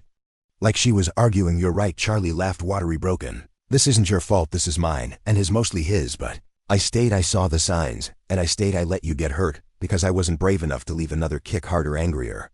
Okay, you're mad at me, I get it. I'm mad at me too, but baby girl, I promise you something, I promise. I'm done being scared, done being small, done letting other people's choices define my life, your life, our life, starting now, starting tonight. We're done being victims, we're survivors, like Nana, like Grandma, like every Castellano woman before us. We survive the unsurmountable, and then we build something better. Charlie pulled out her phone, opened her photos, scrolled to the ultrasound images. Grace Charlotte Hayes profile shot, little nose, little chin, perfect. You're going to be amazing, so strong, so smart, so brave, everything. I wasn't everything I'm going to teach you to be, and you know what, you're going to have the best life. The best mom, the best family. Uncle Victor already loves you, he's going to spoil you rotten, and Grandma Grace, she's going to teach you all the things I don't know, how to be strong during hard times, how to survive when everything feels impossible, how to keep going when you want to give up. Her phone buzzed, a text from Derek. We need to talk. Charlie stared at it for a long moment, then typed back, no, we need you to sign papers. That's all. 3 dots appeared, disappeared, appeared again. Charlie, please let me explain. There's nothing to explain. I know about Melissa, about Emma, about the others. I know what you are, who you are. There's nothing left to say. The dots appeared again, stayed there for a long time, then disappeared. No response. Good. What could he possibly say that would matter? What explanation could justify bigamy, fraud, abandonment, multiple families destroyed because he was too coward to be honest, too selfish to be faithful, too broken to be a real man? Nothing. There was nothing Derek could say that would change anything. The only thing left was paperwork, signatures, the legal dissolution of a marriage that had been dead for months. Charlie stood, walked to the bathroom, looked at herself in the mirror, the same mirror where she'd taken pregnancy photos every week, documenting her growing belly, celebrating each milestone. Week 12, first trimester done. Week 16 started, showing week 20 halfway there. Week 24, 6 months, almost viable, almost safe. She'd gained 32 pounds. The doctor said it was perfect, healthy, exactly what she should gain. But Derek had stopped looking at her like she was beautiful, started looking at her like she was inconvenient, like she was something that had replaced his wife. Vanessa's words echoed, you let yourself go, like pregnancy was something Charlie had done to her, instead of something they'd done together, like growing a human was lazy instead of miraculous, like sacrifice was failure instead of strength. Charlie touched her belly. Your father is an idiot, you know that, right? He traded a miracle for cheap perfume and cheaper lies. He traded us for someone who'll leave him the minute someone better comes along, because that's who Vanessa is, that's who they all are. The women who go for married men, they're not looking for love. They're looking for easy, for temporary, for someone else's husband, because they're too broken to build something real. Grace kicked in agreement. Charlie walked to the kitchen, opened the refrigerator. Derek's meal prep containers lined the shelves, organized, color-coded. Monday through Friday, she'd made them every Sunday evening, planned his macros, calculated his proteins and carbs and fats, made sure he had everything he needed for his marathon training, for his body, for his precious routine that couldn't be disrupted. While Charlie had eaten whatever was left, standing at the counter, too tired to sit, too busy managing his life to take care of herself. Not anymore. Charlie took out every container, all 15 of them, lined them up on the counter, opened each lid, looked at the carefully portioned meals. Chicken breast, brown rice, steamed broccoli, the same thing every day, because Derek said variety wasn't important, consistency was important, results were important. Then she dumped them all into the garbage disposal, one by one, watching the food disappear down the drain, listening to the grinding sound that felt like freedom, like reclamation, like the death of the good wife she'd been trying so hard to be. When the last container was empty, Charlie ordered pizza, extra cheese, extra pepperoni, garlic knots, chocolate, lava cake, everything Derek said was bad for the baby, everything her doctor said was fine in moderation. Everything Charlie had denied herself because Derek said they needed to be healthy, to be disciplined, to be better. The pizza arrived 30 minutes later. Charlie ate sitting on the kitchen floor. 3 slices, 2 garlic knots, half the lava cake. Grace kicked approvingly, like she was saying, finally, Mom, finally you're feeding us real food, instead of whatever was left over from his perfect meals. You're going to love pizza, baby girl. It's the food of survivors, of people who refuse to pretend everything's fine, of women who eat sitting down instead of standing up at the counter. Like they don't deserve a chair. Charlie's phone buzzed. Nina, Derek's lawyer, called. He'll sign tomorrow morning 10 a.m. at Victor's lawyer's office. Everything we asked for. No modifications. He's taking the deal. Relief flooded through her. It's really over. It's really over. Congratulations. You're about to be a free woman. Free. The word felt strange, foreign. Charlie hadn't been free in 7 years. Had been Mrs. Derek Hayes, the curator who married the developer, the niece who introduced her husband to all the right people, the good wife who managed his life so he could focus on his career, the pregnant woman who'd been cheated on and abandoned and pushed down at a wine tasting because she dared to ask for her grandmother's bracelet back. But tomorrow, she'd just be Charlotte Hayes, single mother, Castellano survivor, free. Charlie finished the pizza, cleaned up, walked back to the nursery, looked at the unassembled crib, at the instructions sitting on top of the box. Derek was supposed to do this, supposed to be the dad who built his daughter's crib, who prepared her room, who anticipated her arrival with joy instead of dread. But Derek wasn't that man, would never be that man, so Charlie would do it herself. She opened the box, pulled out the pieces, read the instructions carefully, then she started building. Allen wrench screws, support rails, one piece at a time, her hand steady, her mind clear. With each piece she assembled, the future became more solid, more real, more possible. Grace would have a crib built by her mother, not waiting for a father who was never coming, not depending on a man who didn't want them, just a mother who would do whatever it took, build whatever needed building, fix whatever was broken, create a life worth living. By dawn the crib stood complete, white, simple, beautiful. Charlie tested it, sturdy, safe, perfect. There you go, baby girl, your first piece of furniture built by your mom, who's going to build everything else. You need a home, a family, a life, all of it. Just the two of us, and we're going to be just fine. Grace kicked one final approval, then settled like she was saying, okay, Mom. Okay, I believe you. We're going to be okay. Charlie climbed into the rocking chair Nina had gifted her last month, closed her eyes, finally slept in the nursery. She'd painted with the crib she'd built, preparing for a future that was finally just hers.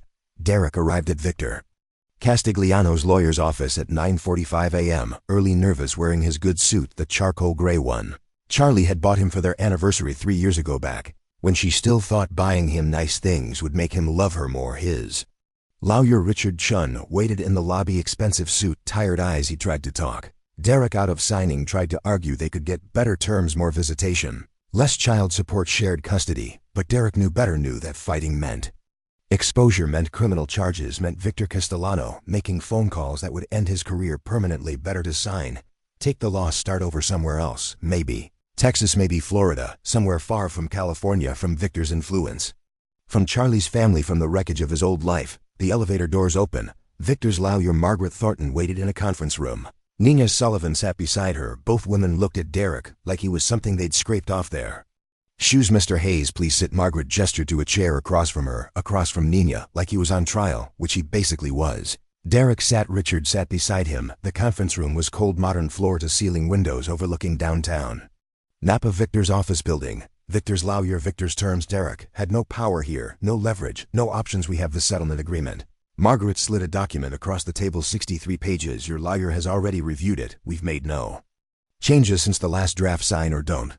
But if you don't sign, we file criminal charges, bigamy, fraud, accessory to assault. You will be arrested this afternoon, so choose wisely. Derek picked up the document, read the first page, then the second, then the third. Each clause felt like a knife. Full custody to Charlotte, supervised visitation for Derek 2 hours every other week, $3.00 per month, and child support $200,000. Immediate payment for dissipation of marital assets, the house transferred to Charlotte, both cars, all joint accounts, everything gone. This is everything I own. Derek's voice was hollow. You're taking everything. No, we're taking everything you stole, everything you spent on your mistress, everything you should have spent on your wife and child. You keep your retirement accounts, your salary, your ability to earn. That's more than you deserve. I can't afford this. Can't afford $3.00 a month plus $2,000 for Emma plus. Derek stopped, realized his mistake, plus child support for which other children. Mr. Hayes, Margaret's voice was ice. Because our investigation suggests there are at least 3 others, maybe more children. You've abandoned, women you've defrauded, a pattern stretching back 10 years. Would you like us to contact them too, add their claims to this settlement, or would you prefer to sign and walk away? While you still can. Derek's hand shook. I'll sign. Good choice. Margaret pulled out a pen, placed it in front of Derek. Sign every page where indicated, initial every clause, date each signature. Your lawyer will notarize. Derek picked up the pen, stared at the first signature line. This was it, the end of his marriage, the end of his family, the end of everything he'd built over 7 years. Except he hadn't built anything. He destroyed everything. Destroyed Charlie's trust, destroyed their marriage, destroyed any chance his daughter would ever respect him, destroyed multiple families because he was too selfish to be faithful, too cowardly to be honest, too broken to be a real man, Mr. Hayes. Margaret's voice was impatient. We don't have all day. Sign or leave, those are your options. Derek signed first page, then the next 63 pages, 63 signatures.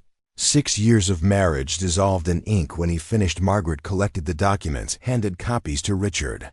You have 48 hours to vacate the marital home, remove your personal belongings, only everything else stays. The house is Charlotte's now if you're still there in 48 hours. She'll have you arrested for trespassing. Where am I supposed to go? That's not our concern. You should have thought about that before. You committed bigamy and fraud. Margaret stood the $200. Zero is due in 30 days. If you fail to pay, we'll garnish your wages. We'll seize your retirement accounts. We'll put liens on any property you acquire. We'll make your life hell until every penny is paid. Understood? Derek nodded, couldn't speak, couldn't think, just nodded like a puppet. Good, now get out. Charlotte doesn't want to see you, doesn't want to talk to you, doesn't want anything from you except money and distance.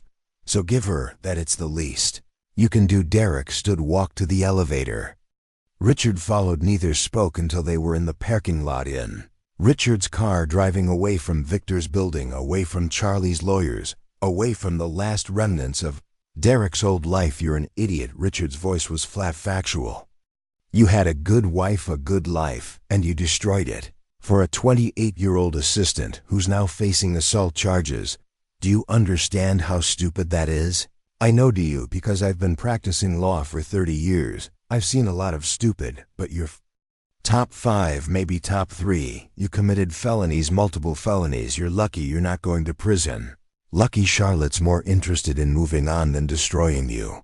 Lucky Victor Castellano hasn't made the phone calls he's threatened to make. You're lucky. Do you understand that? I understand. Good. Because here's what happens next. You're going to pack your things. You're going to leave California. You're going to find a job somewhere far away, and you're going to pay every dollar you owe to Charlotte, to Melissa, to every woman and child you have abandoned. You're going to be a man for once in your pathetic life. Can you do that?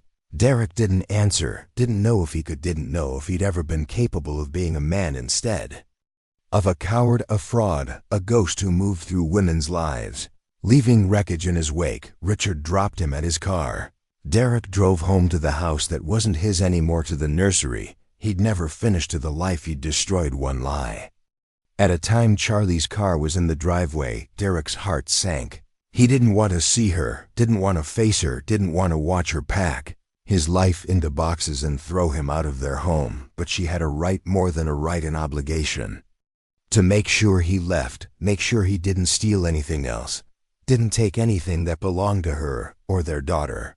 Derek unlocked the door, stepped inside, found Charlie sitting at the dining room table, suitcases beside the door, his suitcases already packed. I packed your things. Charlie's voice was cold, distant. Clothes, toiletries, personal items, everything else stays. The furniture, the dishes, the decorations, all of it. This is my house. Now my home. You're just a guest who overstayed his welcome. Charlie, please let me explain. No. Charlie stood, slid a folder across the table. That's your copy of the settlement agreement. My lawyer has the original. So does the court. So does Uncle Victor. So does your mother. Derek opened the folder. His hand shook. Inside were copies of the signed agreement, plus something else: bank statements, credit card statements, every charge highlighted, every lie documented, every theft proven. 52 pages. Charlie's voice was calm too. Calm. Every charge you made to our joint account, every hotel stay, every gift, every payment to Vanessa's apartment, $47. 312. I highlighted the transaction dates. Notice anything? Derek looked at the first page. His stomach turned. The charges started exactly 1 week after they'd confirmed Charlie's pregnancy, 1 week after they'd seen their daughter's heartbeat, 1 week after Charlie had quit her job. You celebrated my pregnancy by taking Vanessa to Tahoe, charged it to our joint account, the account I'd contributed to for 7 years before I left my job to prepare for our baby. Derek couldn't speak, couldn't Deny it, the evidence was right there in black and white. Every lie, every betrayal, every choice he'd made to prioritize Vanessa over Charlie. Page 12 is interesting. Charlie continued like he wasn't dying inside. That's the credit card statement from our anniversary. Remember you said you had to work in Los Angeles, unavoidable client meeting. I stayed home pregnant alone crying because you missed our dinner reservation while you took Vanessa to Paris, the Hotel Plaza Atene, $3,200. For the suite another $18 for shopping, $700 for dinner at Le Jouvern. I googled it, it's in the Eiffel Tower. How romantic. Charlie. Page 23 is my favorite. Charlie talked over him. Like his words didn't matter, like he didn't matter. That's my grandmother's Cartier bracelet, the one you said you'd put in the safe. The one you had resized for Vanessa's wrist. My grandmother survived the Holocaust wearing that bracelet. My mother gave it to me on my wedding day. You gave it to your mistress. The appraised value is $42. I want it back. You have 48 hours. It's not that simple. It's extremely simple. You return my property, or I file theft charges, grand theft felony level. Uncle Victor's lawyers are very enthusiastic about that option. Derek sat down heavily like all his strings had been cut. What do you want? I want nothing. I already got everything. You signed it away this morning. The house, the cars, custody support, all of it. You gave me everything because the alternative was prison. So congratulations, you made a smart choice for once in your life. I loved you. The words came out broken, desperate. I did at the beginning when we first got married. I loved you. Maybe you loved what I could do for you. The connections, the family, the access. Maybe you never loved me, just loved what having me gave you. A beautiful wife, a fancy family, a door into Victor's world. I don't know, and I don't care anymore, because whatever you felt, it wasn't enough, wasn't strong enough to keep you faithful, wasn't real enough to survive. The first pretty face who smiled at you, Vanessa, made me feel.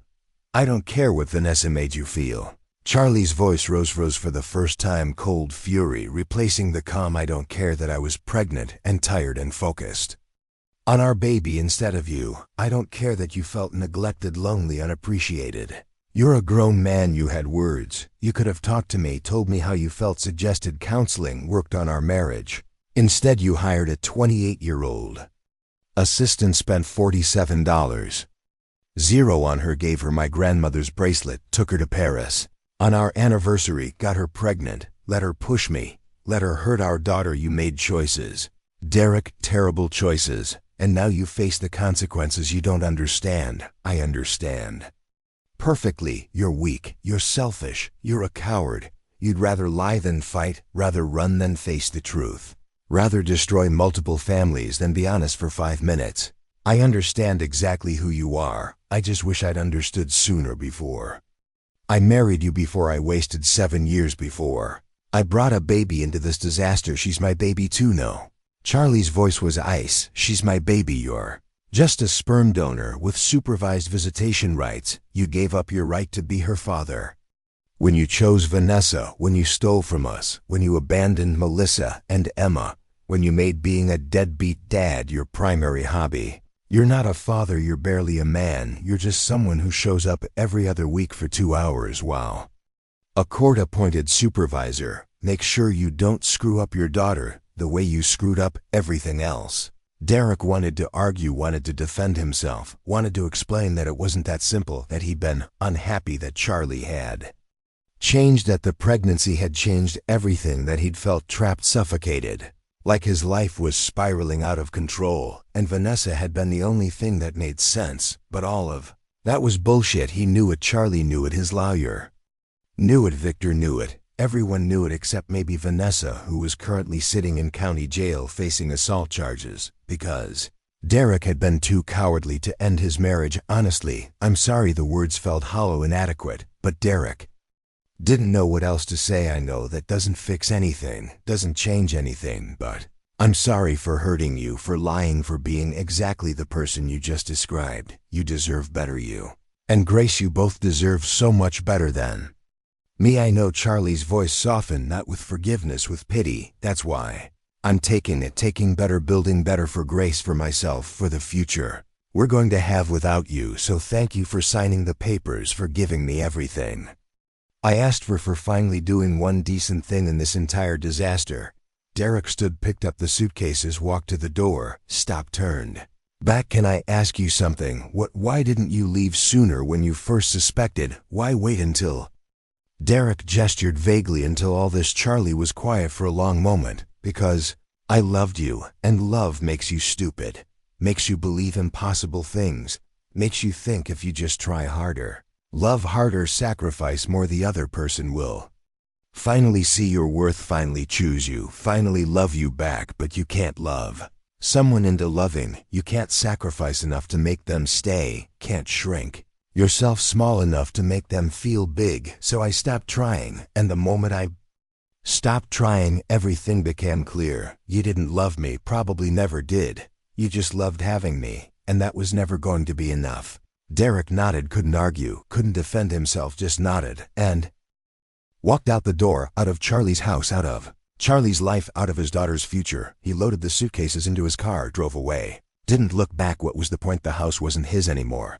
The life wasn't his anymore. Charlie wasn't his anymore. Nothing was his except the wreckage he'd created, and the bills he'd have to pay, and the supervised visits with a daughter who would grow up knowing her father was a failure. Derek drove to a motel, cheap, anonymous, the kind of place people went when they had nowhere else to go. Checked in, carried his suitcases to a room that smelled like cigarettes and regret, sat on the bed, stared at the wall. His phone buzzed. Vanessa. He declined the call, then blocked her number. What was the point? She was facing criminal charges. He was banned from contacting her. Their affair had destroyed 2 lives and accomplished nothing, just wreckage, just proof that Derek was exactly who Charlie said he was: a coward, a fraud, a man who destroyed everything he touched. Derek lay back on the scratchy motel comforter, stared at the ceiling, thought about Grace, about the daughter he'd never really know, who'd grow up hearing stories about her father, the bigamist, the thief, the man who'd abandoned multiple families because being a real man was too hard. She'd hate him eventually when she was old enough to understand. She'd hate man, she'd be right to hate him, and there was nothing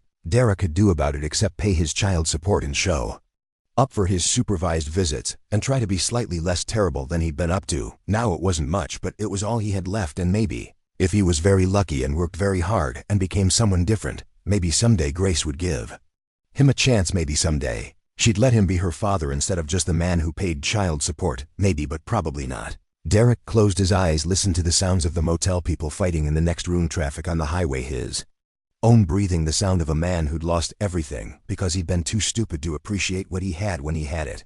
And somewhere across town, in a house that used to be his, Charlie was probably setting up the nursery, probably assembling the crib he'd never bothered to put together, probably preparing for their daughter's arrival, probably building a life he'd never be part of, a life that would be better without him. Derek knew that now, understood it finally. Charlie and Grace would be better off without him, would thrive without his lies, his betrayals, his constant failures. And that knowledge hurt worse than anything else. Hurt worse than losing the house, worse than losing his career, worse than facing criminal charges, because Derek finally understood what he'd lost. Not just a wife, not just a family, but the chance to be someone better, someone worth loving, someone his daughter could be proud of. And that chance was gone. Destroyed, lost forever, because Derek had been too weak to fight for it when it mattered. Too late now, too late for everything except regret, and that's all Derek had left, just regret, and 48 hours to figure out where to go next, because staying in Napa meant running into Charlie, into Victor, into everyone who knew what he'd done, what he was better to leave, start over again, like he'd done in Nevada, like he'd done in Arizona, like he'd done everywhere. He'd run from his mistakes. Running was what Derek did best, the only thing he had ever been good at, and now he'd run again, one more time, one more fresh start that would inevitably end the same way, because Derek never changed, never learned, never became someone better. He was just Derek Hayes, professional coward, serial abandoner, the man who destroyed families because building them was too hard, and that's all he'd ever be. 3 days later, Charlie sat in the nursery watching Grace's crib mobile spin slowly, stars and moons. Uncle Victor had imported from Italy, beautiful, expensive, perfect. The nursery was complete now, walls painted, crib assembled, dresser organized with tiny clothes in every drawer, everything ready, everything waiting. Just 3 more months until Grace arrived. 3 more months of being pregnant and alone, and building a future that looked nothing like what Charlie had imagined 7 years ago when she'd married Derek. But maybe that was okay. Maybe the life she'd imagined had always been a fantasy. Maybe this life, honest, hard, hers, was better. Her phone rang, unknown number. Charlie hesitated. but something made her answer, some instinct that said this call mattered. Hello. Mrs. Hayes, a woman's voice, nervous, shaking. My name is Melissa Brennan. James Thornton gave me your number. He said you might be willing to talk to me about Derek, about everything. Melissa, Derek's first wife.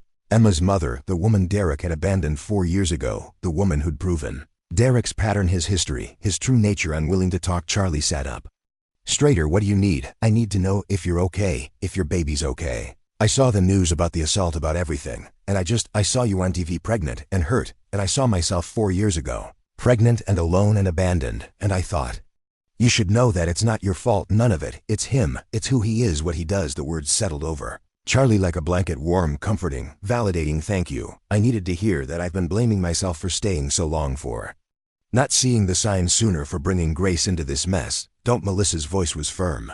I did the same thing, spent years blaming myself, thinking if I'd been prettier, smarter, more interesting, he would have stayed. I analyzed it, every conversation, every fight, looking for where I failed, but it wasn't me, it was never me, and it's not you either. How long did it take you to believe that? Honestly, about 2 years, a lot of therapy, a lot of crying, a lot of angry nights wondering why I wasn't enough.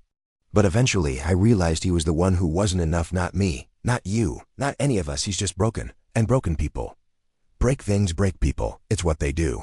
Charlie touched her belly, felt Grace kick. Does Emma ask about him? Silence, then a sigh. All the time she sees other kids with their dads at the playground, at school. She asks why her daddy doesn't love her, why he left, why he never calls. And I don't know what to tell her. How do you explain to a 4-year-old that her father is a coward, that he ran away, that she did nothing wrong, but he left anyway? I don't know. But I'm going to have to figure it out, because Grace is going to ask the same questions in a few years, and I need to have answers that don't destroy her, that don't make her feel like she's the reason her father wasn't there. Can I ask you something? Melissa's voice was hesitant. The settlement. James mentioned Derek's paying you child support, $200. 0 full custody. Are you willing to help me get what I'm owed? Because I've been trying for 3 years, filed papers, got court orders, but Derek always runs, changes one, changes states. I can never find him long enough to enforce anything. But if you have lawyers, resources, maybe together, we could actually make him pay, make him take responsibility for once. Charlie thought about the settlement, about Uncle Victor's lawyers, about the power of having resources, of having family who protected you, of having leverage. Derek couldn't escape. Yes, I'll help you, Uncle. Victor's lawyers are already working on your case. James mentioned it. Derek owes you $97,000 in back support, plus ongoing payments. We're going to make sure you get every penny. I promise. Why? Melissa's voice cracked. Why would you help me? You don't even know me. Because we're the same. Both of us believe Derek's lies. Both of us got pregnant thinking we were building a family. Both of us got abandoned, and both of us have daughters who deserve better, who deserve fathers who pay their bills and show up for their kids. If Derek won't be that father, and he won't, then the least he can do is pay for what he destroyed. Thank you. Melissa was crying now. You don't know what this means. I've been fighting alone for so long, working 2 jobs, living paycheck to paycheck, while Derek just runs away and starts over, like Emma doesn't exist, like I don't exist, like we're just inconveniences he can ignore. Not anymore. He signed a settlement. He can't run this time. His wages will be garnished, his assets seized if he doesn't pay. Uncle Victor made sure of it. Derek's running days are over.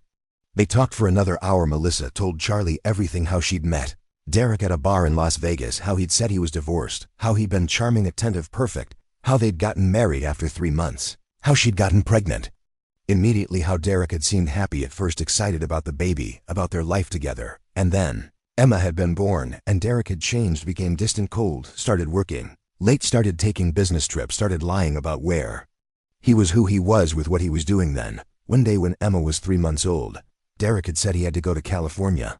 Business opportunity. He'd send money, come back soon.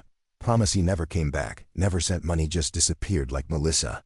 And Emma had been a dream, a temporary detour, nothing real, nothing worth staying for. I tried to find him. Melissa's voice was tired, defeated. Hired a private investigator, filed support enforcement, got court orders, but Derek always stayed one step ahead. New job, new state, new identity, almost like he was a ghost, until I saw the news, saw him with you at that wine tasting, and I realized he'd done it again, found a new woman, started a new family while Emma and I were still waiting for him to come back. He's done this to others too, Charlie said quietly. James found at least 3 more, maybe more women Derek married or dated, got pregnant, abandoned. It's what he does, who he is, a predator, a professional deadbeat, the kind of man who should come with a warning label. At least now we know, at least now we can warn the next one, because there will be a next one. Men like Derek don't change, they just find new victims. Not if I can help it. Charlie's voice hardened. I'm going to make sure everyone knows who Derek Hayes is, what he's done, not for revenge, not to destroy him just so other women don't make our mistake, don't believe his lies, don't waste years on a man who will never be what he promises. How public record court documents everything's documented, everything's filed.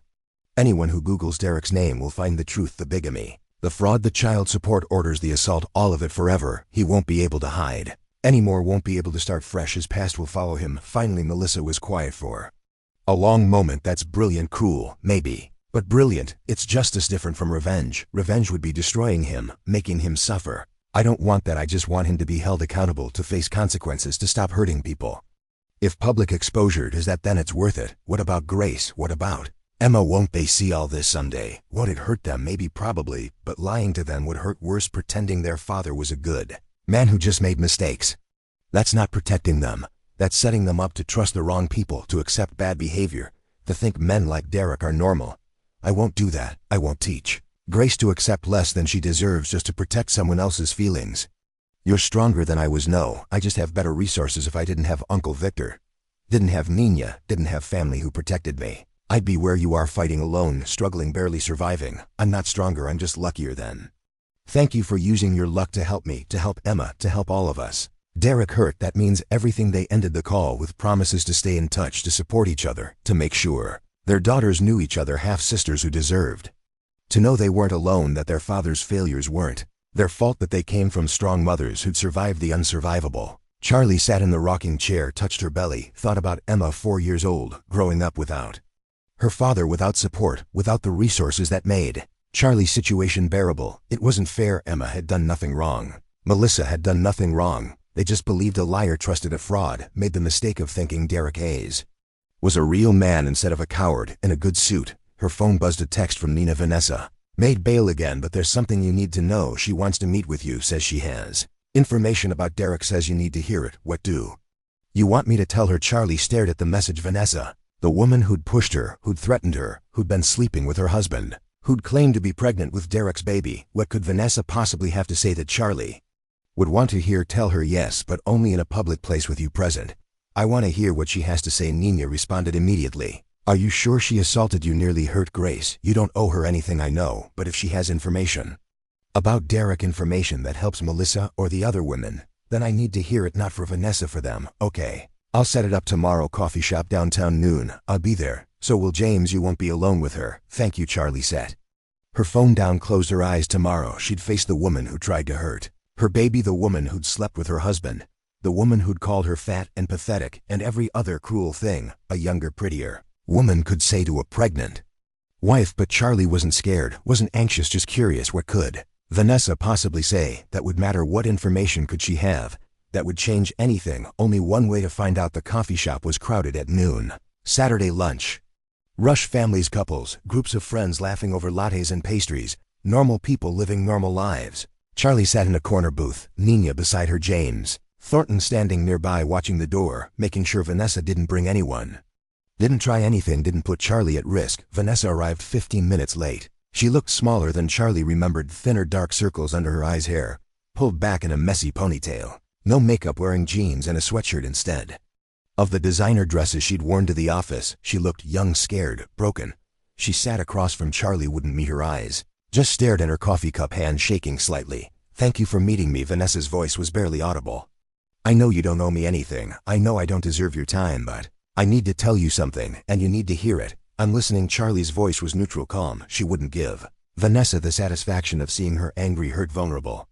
I'm not pregnant. Vanessa's words came out in a rush. I lied. I wanted Derek to leave. You thought if he believed I was carrying his baby, he'd choose me, but I'm not, never was. I took a pregnancy test in front of him, but I bought a positive one online. Fake. I lied about everything. Charlie felt nothing, no relief, no anger, just emptiness. Why are you telling me this? Because I'm tired of lying. Vanessa's voice cracked. Tired of being the person Derek made me, the other woman, the home wrecker, the liar.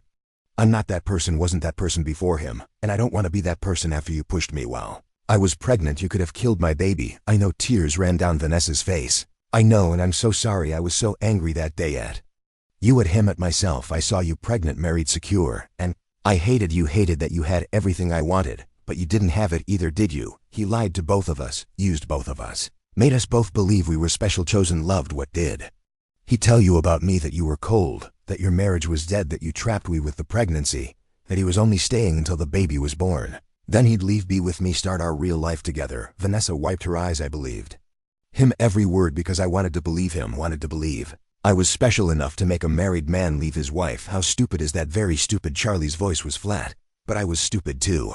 I saw the signs, found the hotel receipts, smelled her perfume on his shirts, watched our bank account drain, and I stayed because I was scared, because I didn't want to be a failure, because I thought good wives worked on their marriages instead of leaving them. So yes, we were both stupid, but only one of us assaulted a pregnant woman I know, and I'm facing charges: assault, possibly attempted murder. My lawyer says I could go to prison, probably will go to prison, and I deserve it.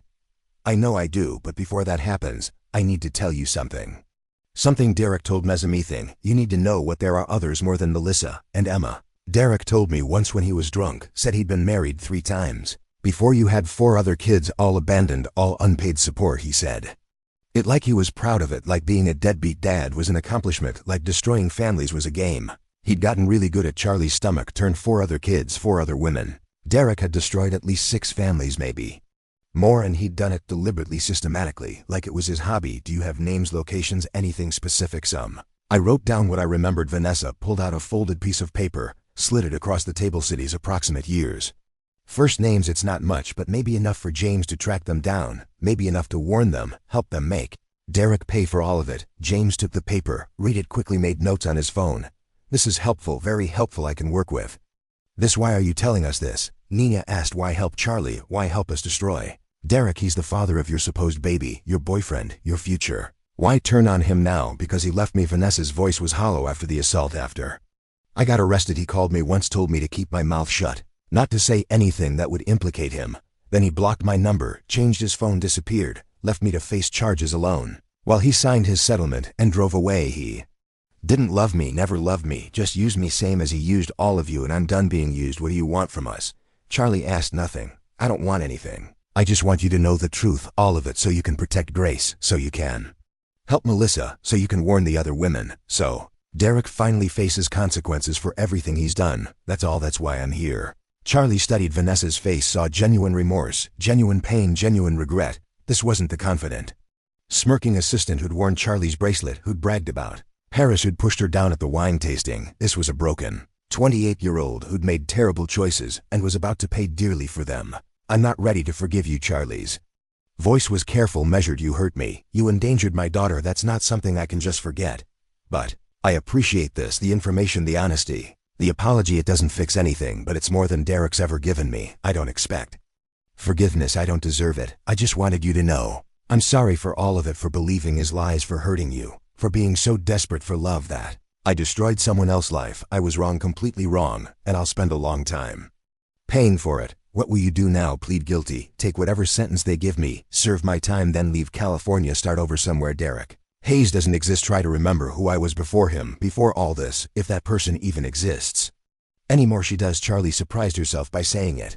You made terrible choices, but you're taking responsibility. That's more than most people do, more than Derek will ever do. So yes, that person still exists, the one who knows right from wrong, who apologizes when she hurts people, who tries to make things right even when it costs her. That's who you are, not the woman who pushed me, not Derek's mistress, not the liar, just Vanessa, who made mistakes and is trying to be better. Vanessa's eyes filled with tears. Thank you. You don't know what that means coming from you after everything I do know, because I spent months hating myself, blaming myself, thinking I'd failed. Derek failed my marriage, failed my daughter. But my mom told me something. She said, Derek's choices aren't my responsibility. His behavior isn't my fault. The only thing I'm responsible for is how I move forward, how I protect Grace, how I build a life worth living. The same is true for you. Derek's choices aren't your responsibility. What he did, who he is, that's on him. You're only responsible for your choices going forward, and right now you're choosing honesty, accountability. That's good, that's growth. Keep doing that. Vanessa nodded, wiped her eyes. I hope your daughter knows how lucky she is to have a mom like you, who's strong and kind and willing to see the good in people, even when they don't deserve it. I'll make sure she knows that women can be strong and kind, that we can protect ourselves without becoming cruel, that we can demand accountability without losing our humanity. That's what I want to teach her, what I want her to learn from all this.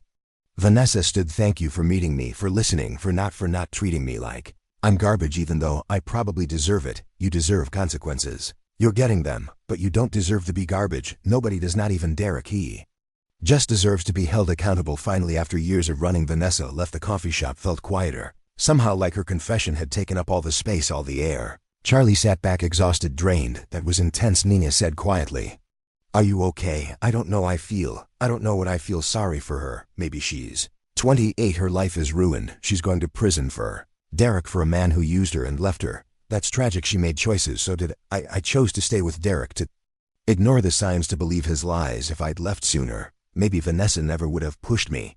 Maybe none of this would have happened. Maybe." "Stop." Nina's voice was firm. "Stop blaming yourself. Vanessa made her choices. Derek made his choices. You made the best choices you could with the information you had. That's all anyone can do. You're not responsible for their failures.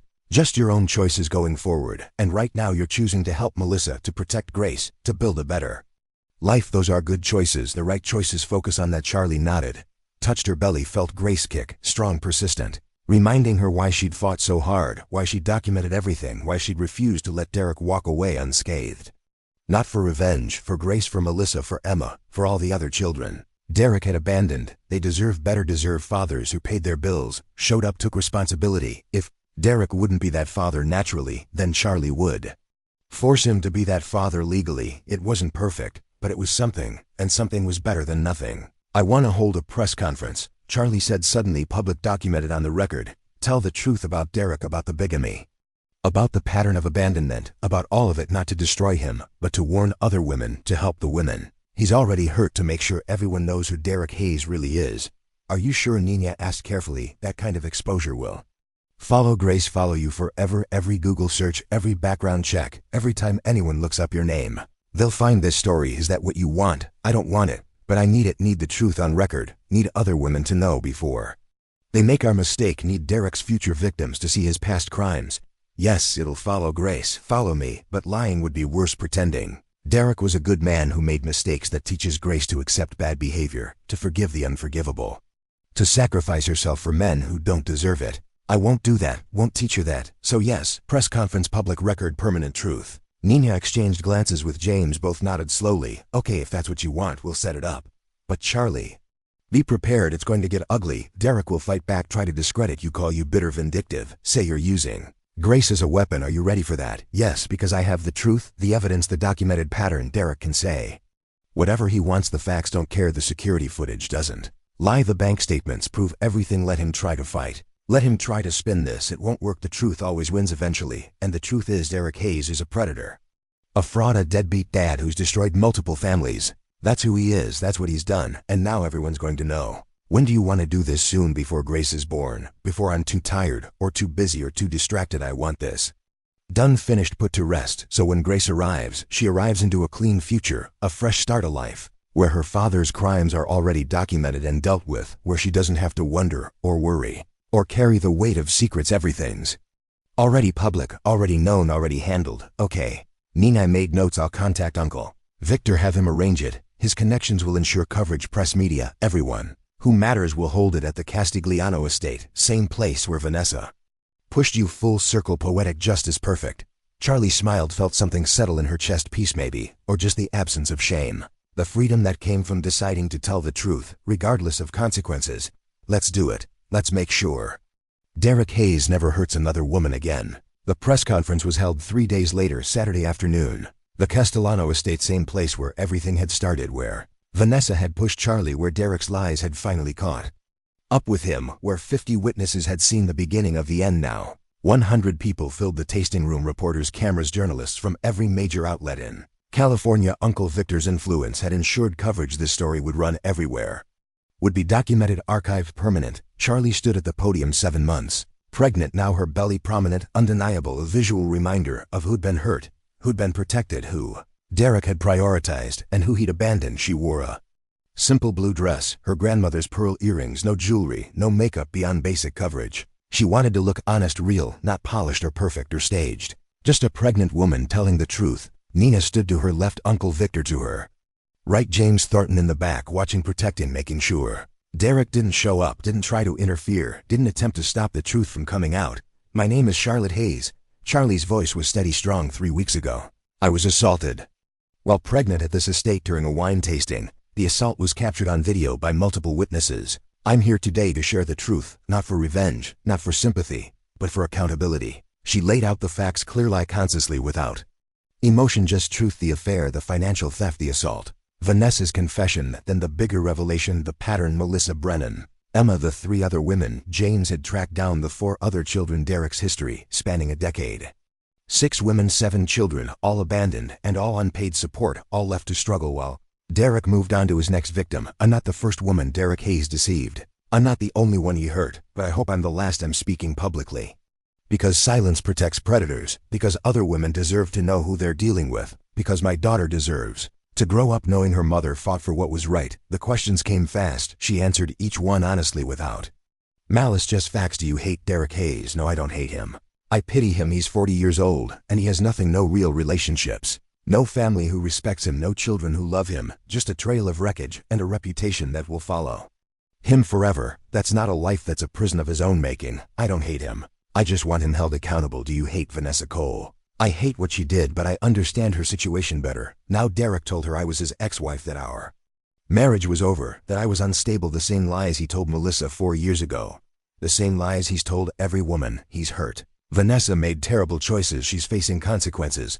But she was also manipulated, cheated, discarded like all of us. What about the other women? Have you contacted them? Yes, we're working together. Now sharing information, supporting each other, making sure Derek pays every dollar he owes, not for revenge, for our children. They deserve fathers who support them, who show up, who take responsibility. If Derek won't do that voluntarily, we'll force him to do it legally. What do you want Derek Hayes to know? Charlie paused, thought about her answer carefully. I want him to know that his choices have consequences, that the women he hurt aren't going to stay silent, aren't going to protect him, aren't going to let him run anymore. We're holding him accountable together, and we're going to make sure every woman who Googles his name knows exactly who he is before she makes our mistake. What about your daughter? Won't this hurt her? Won't she grow up with her father's crimes attached to her name? Maybe, probably, but lying to her would hurt worse. Pretending her father was a good man who made mistakes, that's not protecting her, that's teaching her to accept bad behavior, to forgive the unforgivable, to shrink herself for men who don't deserve it. I won't do that. I won't teach her that. So yes, this story will follow her, follow me. But at least it's the truth, and truth is a better foundation than lies. What's next for you? I'm going to have my baby. I'm going to build a life she can be proud of. I'm going to teach her that women are strong, that mothers protect their children, that leaving takes more courage than staying, that choosing yourself isn't selfish, it's survival. And I'm going to make sure she knows her father's failures aren't her fault, aren't her burden to carry, are just facts, documented, known, handled, so she can build her own life without shame, without secrets, without the weight of someone else's sins. The press conference ended. Reporters swarmed. Cameras flashed, questions shouted, but Charlie was done, had said everything she needed to say. The truth was public now, documented, permanent. Derek couldn't hide anymore, couldn't start fresh, couldn't find new victims without them knowing exactly what they were getting into. It was done. Finally the fight was over. Uncle Victor guided her to his private office, away from the chaos, away from the cameras. Nina and James followed. They sat in silence for a long moment. You were perfect, Victor said finally, honest, strong, dignified. You didn't attack Derek, didn't make yourself a victim. Just told the truth. That's powerful. That's going to resonate good, because that's all I wanted, just truth on record forever. So Grace grows up knowing her mother didn't lie, didn't protect a man who didn't deserve protection, just told the truth and let the consequences follow. Derek's going to lose everything, James said quietly, his reputation, his career, any chance of starting those anonymously. This story is going to follow him for the rest of his life. Good, maybe the next woman will Google him, maybe she'll see this press conference, see Melissa's interviews, see the pattern, and maybe she runs, save herself, save her future children. That's what I want, not Derek's destruction. Just protection for his future victims. You did the right thing. Nina squeezed Charlie's hand. I know it doesn't feel like it. I know it feels scary and exposing and wrong, but you did the right thing for Grace, for Melissa, for all of us. Charlie touched her belly, felt Grace kick, strong, approving, like she knew, like she understood, like she was saying, good job, Mom. You told the truth. You protected me. You did what needed to be done. I'm tired, Charlie said quietly. So tired. Can someone drive me home? I just want to sleep in my own bed, in my own house. Start preparing for Grace. Start building our life. Start letting all of this fade into the past where it belongs. Victor drove her home, walked her inside, made sure she was safe, comfortable, settled. Then he left, and Charlie was alone in her house, her home, the place she'd build. Grace's childhood, the place Derek would never live again, the place that was finally truly just hers. She walked to the nursery, sat in the rocking chair, looked at the crib she'd built, the mobile spinning slowly, the dresser full of tiny clothes, everything ready, everything waiting. Just 2 more months until Grace arrived. 2 more months of being pregnant and alone and scared and hopeful and exhausted and strong. 2 more months of building a life worth living, of preparing for motherhood, of becoming someone Grace could be proud of. Her phone buzzed. Her mother. "How do you feel?" Free. Charlie's voice was certain. "Sure, I feel free, like I've been carrying this weight for months, and I finally put it down. Finally stop protecting Derek. Stop protecting everyone except myself and Grace. And now it's done. The truth is out. The consequences are his to face. And I'm free. Good. That's good, baby. Come to dinner tomorrow. Victor wants to teach you about wine. Says you should learn the family business, in case you want to come work for him after Grace is born. In case you want a career that's yours, not Derek's connections, not Derek's influence, just yours." Charlie smiled. Maybe I'll go back to curating, or maybe I'll do something completely different. I have options now, real options, not just what Derek allows, what Derek approves, what Derek thinks is appropriate, just what I want, what makes me happy, what builds the life I want for Grace. That's growth, that's survival. Castellano Women's Specialty. Grace laughed. "Yes, it is. Nana survived the Holocaust, I survived cancer, and you survived Derek Hayes. We're a long line of survivors, Charlotte. And Grace is going to be the strongest of us all, because she's going to grow up watching you, learning from you, seeing what real strength looks like, not staying in bad situations, but leaving them, building better, demanding more, refusing to settle for less than you deserve. I hope I'm teaching her the right things. I hope 20 years from now she looks back and thinks, my mom was brave, my mom protected me, my mom showed me how to be strong without being cruel, how to demand accountability without losing humanity, how to survive the unsurvivable and build something beautiful from the wreckage. She will trust me, she will." They ended the call. Charlie sat in the darkening nursery, watched the last rays of sunset paint the walls gold and purple. A new day ending, a new life beginning. She pulled out the journal her mother had given her, leather-bound, beautiful, empty pages waiting to be filled, pages for Grace, for when she was older, for when she had questions, for when she needed to understand. Charlie opened to the first page, started writing. "My darling Grace, Charlotte Hayes, you're not born yet, but I'm writing this now while I still remember, while the truth is fresh, so someday, when you have questions, you'll have answers, real answers, honest answers, not fairy tales or lies or gentle fiction, just truth. Your father's name is Derek Hayes. He's not a villain in a storybook. He's just a flawed man who made terrible choices, who hurt people, who hurt us. But he's also your father. Someday you'll decide what kind of relationship you want with him. That's your choice, not mine. Your relationship with your father is yours to build or not build. I'll support whatever you decide. What I want you to know is this: I stayed too long. I saw the signs and I made excuses. I prioritized his comfort over my own worth.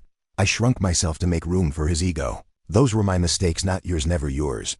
But when the time came, I fought for you, for myself, for the truth. I didn't fight with hate. I fought with clarity, with evidence, with grace. I won not because I destroyed your father, but because I finally valued myself enough to demand better. You will meet people who lie, who manipulate, who take more than they give. The world is full of them. When you do, remember their behavior is not your fault. Their choices are not your responsibility. Your only job is to protect yourself, to trust your instincts, to walk away when staying costs too much. Your name for two strong women. Grace, for your grandmother who survived the Holocaust with nothing but her courage and her jewelry. Charlotte, for me, your mother who survived your father with the same determination. You come from survivors, women who rebuilt their lives from ruins, who chose hope over bitterness, who fought not for revenge but for peace. Be strong, be kind, be truthful, and never ever make yourself smaller for someone else's comfort. I love you. I have loved you since the moment I knew you existed, and I will love you every day for the rest of my life. Welcome to the world, baby girl. We're going to be just fine. Charlie closed the journal, set it on the dresser beside the crib, beside the ultrasound photos, beside the tiny clothes and the stuffed animals, and all the other preparations she'd made for Grace's arrival outside. The sunset faded, night fell, stars appeared in the darkening sky.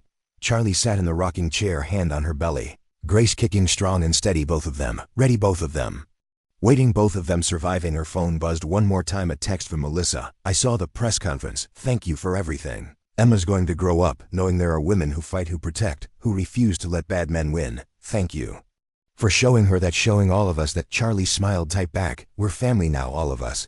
You, me, Emma, Grace, all the women. Derek hurt all the children he abandoned. We're connected, and we're going to make sure our kids know they're loved, wanted, Enough, even if their father never figured that out. Melissa's response came immediately. Sisters in survival. Yes, sisters in survival. Charlie set her phone down, closed her eyes, felt grace.